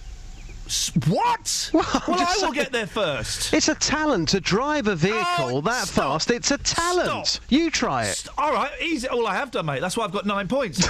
The talent is not getting caught. That's a joke. It's not talent, right? It's all about now. It's all about machinery and science. Right. The best car wins. It's right. And also, you name me, Justin. Here you go, Justin. Here's a little teaser yeah, for you, go mate. on, then, go on, then. Yeah. You name me one interesting motor racing driver. I would say Jenson Button. Right. Kelly, could you find me some audio, please, of Jenson Button talking? He's a proper lad. No, he's not. He is. I bet he talks like that. No, Lewis Hamilton, I've met him. Do you know what? He's a very, very talented man. I respect him a lot, but he's a bit dull. He's a bit boring. This is what Hamilton sounds like. I want to say a big thank you to the fans, to my family, to my team. Yeah, but Jenson Button's different. He loves what he does. No. He loves it, and do you know what? He plays on it. It doesn't matter. Ken Bruce loves what he does. He's dull. But if you are going to be, if you're going to be a racing driver, yes, mate, that then means that you are going to be, well, hopefully for you, getting the best-looking girls and living the life. That's exactly what Jenson Button does, and he loves every second of it. Have you seen all of the pictures of Lewis Hamilton that've been in the papers recently of him looking like a gangster? Yes. Looking gangster. You're not a gangster. Yeah. You're a spoilt little rich kid with no personality who's batting way above his average. You know, sorry? We should be proud. He's from Stevenage. Oh, mate. I mean, really? Come on. A motor racing. 08459 455 555. Motor racing, it ain't a sport. It ain't interesting, and the people what do it is dull. People pay, and one of my friends went to Dubai last year. Dubai what? Did he keep the receipt? And went to Dubai for the racing. Absolutely loved it. People pay thousands of pounds to go watch this stuff. Yeah, you know what kind of people, don't you? What? Idiots. People who just love their sport. It's not a sport, mate. You're right. Okay, so here's the thing, and I've been to Silverstone, okay, and I've worked at Silverstone, mate, on a racing programme. Okay. So I know a little bit more about it than you do. Yeah, that's right. I saw Miss Dynamite smash her car and get rushed to hospital. I saw that happen literally feet away from me. Right? Don't need your life story, but yeah, carry on. Okay. All you're doing is you're sat, right? You're sat. I was in the pits, so I saw a bit more than everyone else, and even that was dull, right? Yeah. You're sat there. Nothing. Nothing. Nothing. Nothing. Yeah. Nothing. No, nothing. That's it, mate. You're paying thousands of pounds for that? You're an idiot. If you drove one of those vehicles at those speeds, you would die, my friend. That's why it's a talent. That's why it's a sport. You're like the people when who invented the rocket? Stephenson, right? When Robert Louis Stevenson, he wrote Treasure Island. Doesn't matter. When they invented the first steam train, do you know why people were scared to get on it? Why? Because they thought, right? This is true. When the first steam train was invented, people were scared to get on it because no one had ever moved at such speeds before, and they thought their insides would implode. Yeah. That's true, right? Okay. And you're saying the same thing about motor racing. Here's Jenson Button. Let's see how interesting Jenson Button is. Shall we have a listen? Here we go. Post-season, yeah. I mean, I feel I did everything I could this year, and it's never an easy year when you have a car that's not so competitive, but I feel I did the best I could. I enjoyed most of my racing, and especially the last few races were great fun, finishing fourth. Sounds like fun, mate, yeah. Most of the last races, so enjoyable, good battles out there, and... yeah, we'll see. He sounds like when you ask when your uncle comes over, right? And you've run out of conversation with him 5 minutes. You go, so which way did you come up? He's just being professional. There were some good battles out there. Came fourth or fifth, had a bit of fun. We took the M1, but that was closed at junction 10, so we had to come off. But we followed the A5 round, and we. It's boring. They're boring people. It's a boring sport, Justin, and you know it. No, you know it. I dude. don't You're agree just on doing this one. to be controversial. No, I'm not controversial. They're talented people who earn millions of pounds, living a fantastic life, having what they want when they want. Who wouldn't be happy with that? Nurses, Justin. Okay. Nurses wouldn't be happy who do a much more important job and earn a fraction of what Jenson Button earns. I'm not denying that for a second. Yes, you are, mate. No, Basically, I'm not. You're looking down at nurses. That's what you've done. You've said racing car drivers are more important than nurses. 08459 455 555. Who's right on this, me or just? Yes. Hang on a minute. Mr. T? What's your jibber jabber, Ian? How you doing, sucker? He said sucker. He said sucker, I hope. Sucker. I always... I'm right, aren't I, Mr. T? I never really understood Formula One or any type of car racing because, I don't really like sports, but it's interesting. It's interesting what humans can do with decent engineering. Well, see, even he's made it sound boring, Justin, and he's Mr. T. Yeah, but you missed the key point there. He's not a fan. If you're not a fan, you're not going to come on the radio and say motor racing is absolutely fantastic, it's full of talented people. You're not going to do that, are you? He can make a tank out of a bin, this fella, you know. I'd say the aerodynamics and the engine tuning and everything else. When you meet some of the people, the science is interesting, but even that's boring. Science is amazing. Yeah, science is amazing. Justin, I'm afraid, mate, it's not looking good for you. Well, I'm just putting the facts out there, and if you want to deal with them in a very childish way, Yes, that's entirely up to you. Yes, I do. Okay. Yes, I do. Fair enough. Yes, I do. Yes, I do. All right. Yes, I do. Okay. Yeah, I do. Point taken. Yes, I do. All right. Yeah, I do. Yes, I do, actually, as it happens. So, what are you going to do about that? Why? Because I want to. Why? Because I want to. Why? Because I want to. Okay. Yeah. So what are you going to do about it? Just going to let you carry on. Thank you. Good. Excellent. I think I won that, Mr. T. Stay there, Justin. Mr. T, what would you like to say? I was listening to you this morning and about the teacher who got in trouble with dating the 15-year-old. Yeah. I totally agree. He was inappropriate to continue the relationship after he found out her age. That was completely pervy and weird. But I have to admit that, kids are a bit manipulative about their ages. When I was 16, I was telling Catherine that I actually got a job of being a bouncer in a club for people who are supposed to be 21 and above. But the thing is, and the NSPCC, I just think their heart's in the right place, right? But it sounds like a bunch of old people telling kids, don't do this. Kids have always lied about their age. They've always done it. I've done it. There were 14-year-old girls at my school going out with 20-year-olds who, because they said they were 18. It happens. I'm not saying it's appropriate in anyone that goes out with, anyone under 16. But also when the guy said, well, why would a 40-year-old want to go out with an 18-year-old? Why do you think? Why do you think, exactly? And it's not even, I can't even say the whole male-female thing, with the older teacher. When I was, the bouncer, I was going out with older girls or older women who had no clue how old I was. They just knew, that's the decent-looking black dude who's working there. Because I was the only black guy in town. Can I just say, Mr. T, well done. Because you were about to big yourself up. You said hot, and then you took it down a notch to decent. And that, Justin, is class. Fair play. That is real Well class. done. Mr. T, thank you very much indeed. Good point, though. People for years and years and years have been lying about their age, and that will never, ever stop. Fact. We've all done. I'm not, it's confusing this story because this guy found out she wasn't 18 and he still continued to see her, and that is obviously that's wrong. Yep. That's inappropriate. But sorry, you got a message, mate? Should we get that? Yeah, it's fine. I tell you what, should we play your audio? Yeah, I think we should do. Okay, fine. What did we do in the end? Well, I'm on the streets of Harpenden this morning. Sometimes you get a real attitude in Harpenden. You asked me to go out because you were saying there's absolutely nothing in the papers again, despite you being promised that once the election was out of the way, there will be stories every single day. You're not a happy bunny. So we couldn't really find anything to take to the streets. Yeah. You flipped it round and you said, I tell you what, why don't you go on the streets of Harpenden and ask the people what we should be talking about? Yeah. What would they like us to be talking about this morning? Yes. Oh, dearie me. Oh. This was tough work. Really, really tough. Oh. This is the best the people of Harpenden could come up with. Oh, blimey. Tom, you're 18 years old. Nice quiff, nice tie. Tom, what's the question we should be asking our listeners today?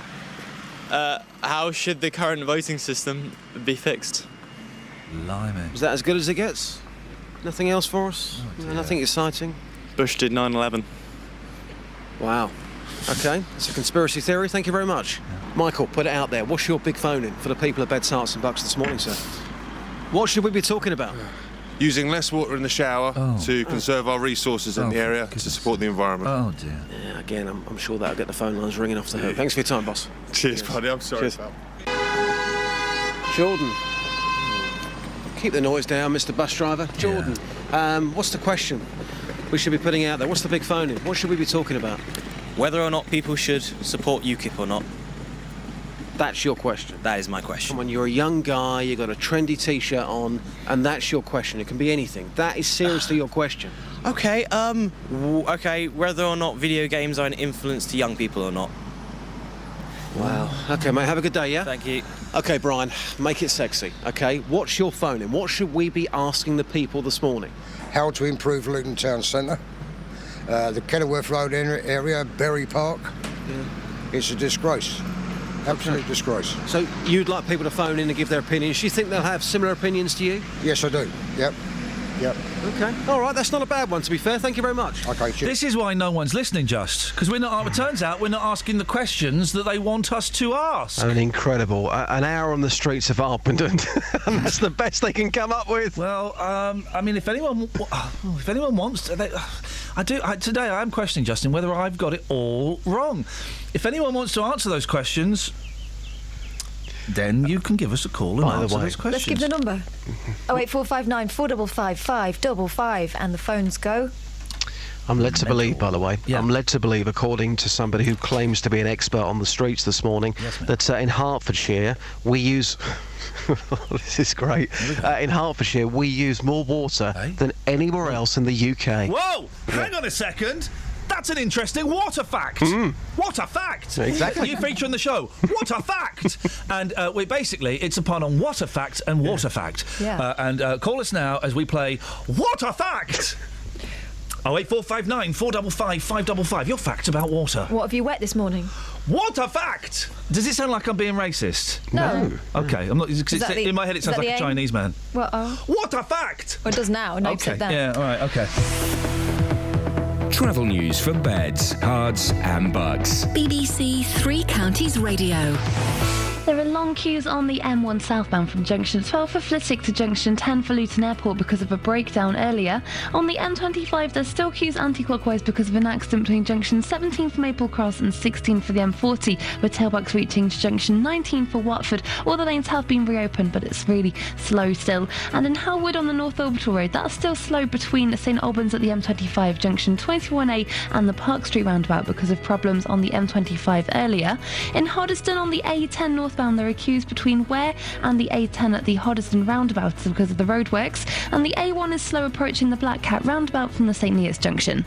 On the trains there's no reports of any problems at the moment, but Network Rail are striking from 5 on Monday to 5 on Tuesday, so there'll be severely reduced rail services across the UK from Monday through to Wednesday. Samantha Bruff, BBC Three Counties Radio. Thank you, Sammy. 8:46. It is Thursday, the 21st of May. I'm Iain Lee. These are your headlines on BBC Three Counties Radio. A man from Hertfordshire is among 8 men who've been charged over the raid on Hatton Garden safe deposits firm in London. Foreign nationals caught working illegally in the UK could have their wages seized as part of measures to be set up by David Cameron today. And former England striker Teddy Sheringham will be confirmed as the new Stevenage manager at a lunchtime press conference. Beds, Herts and Bucks weather. BBC Three Counties Radio. Hello, very good morning to you. It's going to be dry and fine today. There'll be lots of sunshine around too. A little bit of cloud coming and going at times. And we're looking at top afternoon temperatures, certainly higher than we've been seeing over the last few days. We'll probably get up to around 18, possibly 19 Celsius, 66 in Fahrenheit. Just a fairly light westerly breeze. Overnight tonight, it'll be a milder night than we've been used to. Lows of around 8 or 9 degrees. Some milder air pushing in from the northwest. And possibly a few misty conditions developing over the hills too into tomorrow morning. And tomorrow a cloudier day. It will stay dry until we get to the afternoon when we may just see a couple of showers form, but most places dry for most of the day. Some spells of brightness and sunshine, but fairly limited. There will be quite a lot of cloud, but it will be even warmer with temperatures widely up to 20 or 21 degrees Celsius, I suspect. Over the course of the bank holiday weekend, there's lots of sunshine all the way, particularly on Saturday and on Sunday morning. Clouding over on Sunday afternoon. By the time we get to Monday, then it will be feeling a bit fresher and we could be seeing a few showers in places, but lots of decent weather around this bank holiday. That's the forecast. Every weekday morning. Coming up at 9 on the Big Phone In this morning, is it a good idea to make jobless teenagers work for their benefits? How would you like this country to stand up to President Putin? Are you surprised to see British people being blatantly racist? The JVS Show. I think we've got to get over this issue about racism doesn't exist. It has existed. It will probably carry on existing. What I wanted to say is they've got this completely the wrong way around. You know, that is also true. That is also true. You will always get some, but they are such a minority. I think the man's a buffoon. Get him up, get him out of bed, give him a sense of purpose. The JVS Show. Do you think we have got to, as a country, start taking this issue more seriously? Every weekday morning on BBC Three Counties Radio. Call 08459 455 555. BBC Three Counties Radio. David on Twitter asks a question which I know the answer to, but I'd never noticed before. Go on. Question that needs to be asked. I know the answer, but I hadn't noticed it before. Why are the numbers on all phones in different positions to the numbers on all calculators? I hadn't noticed that before. I just checked on my telephone and my calculator. They are different. On the phone, top left to right, 1, 2, 3, 4, 5, 6, 7, 8, 9. Yeah. Calculator, bottom left, 1, 2, 3, 4, 5, 6, 7, 8, 9. Right. Why then? Well, the answer is as to why phones, the numbers are there, is because the number is linked to a letter. Yes. So one is A, B, C, D, E, F. So that's why it's doing it in alphabetical order. And calculators, that's just the way, maths works. They don't need letters. Sheila's in St Albans. Morning, Sheila. Good morning. My number 1 hasn't got any letters on it. It starts at number 2. You're correct. My phone. You're correct, Sheila. As I said it, I thought I'm not sure if this is right, but very rarely do I fact check, and I'm glad you're on board to sort that out. Thank you. That's right. You're very welcome. Windmills. Yes. Norfolk. Yes. Was it Cly or Clay to you next to C that you looked at? Oh, I don't know. It was a brown one. Well, this one actually I stayed in and my niece got married in. Oh no, I did look at that one. Yes, I did. Yes, but that's a hotel, isn't it? So there are kind of. I want a whole windmill. Was it nice? You can hire the whole windmill as a family. I see. And you can have your food done for you. Oh, I see. And the rooms get smaller and the steps get very tight. Beautiful. And it's the singer. Neil Diamond? No. Dennis Roussos? No. Nana Muscuri? The guy who was in the army. Tony Bennett? No. Matt Munro? No. He was a milkman. But his parents had the windmill prior to... The guy that was a singer in the army? Harry Seacombe? No.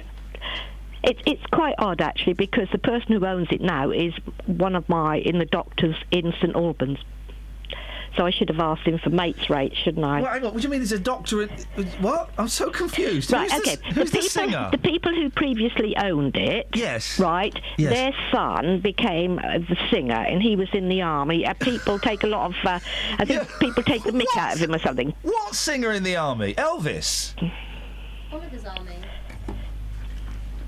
I don't...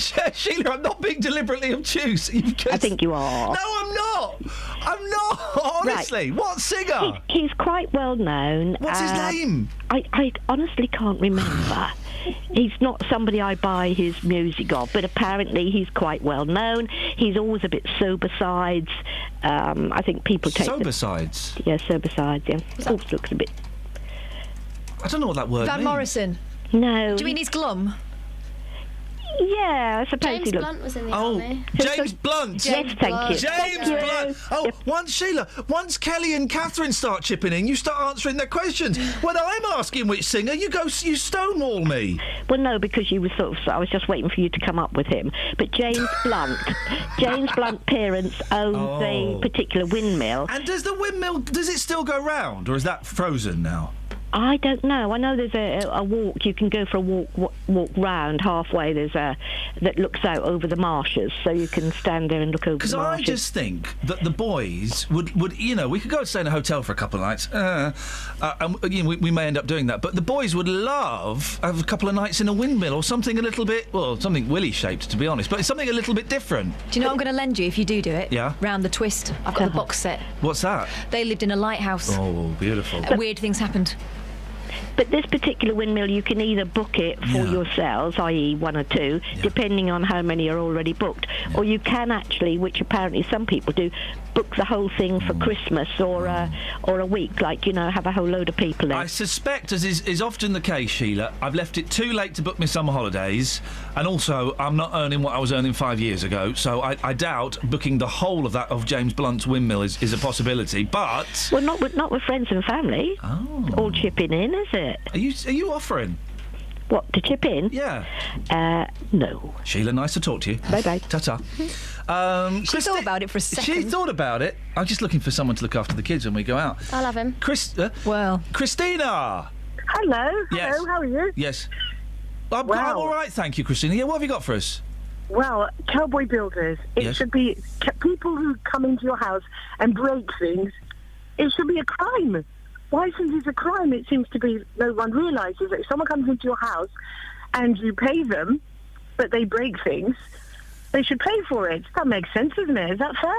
Makes sense, it's fair. Tell us. It makes sense. I'm assuming this has happened to you. Yes, it's hilariously funny now, but in February, a builder who was recommended Yes. came into my house and said, "Oh, yes, I can do your bathroom for you." So I went and bought the product, and he came with me, and he put in a shower and a shower enclosure. Yeah. And he also put in a bath and a toilet.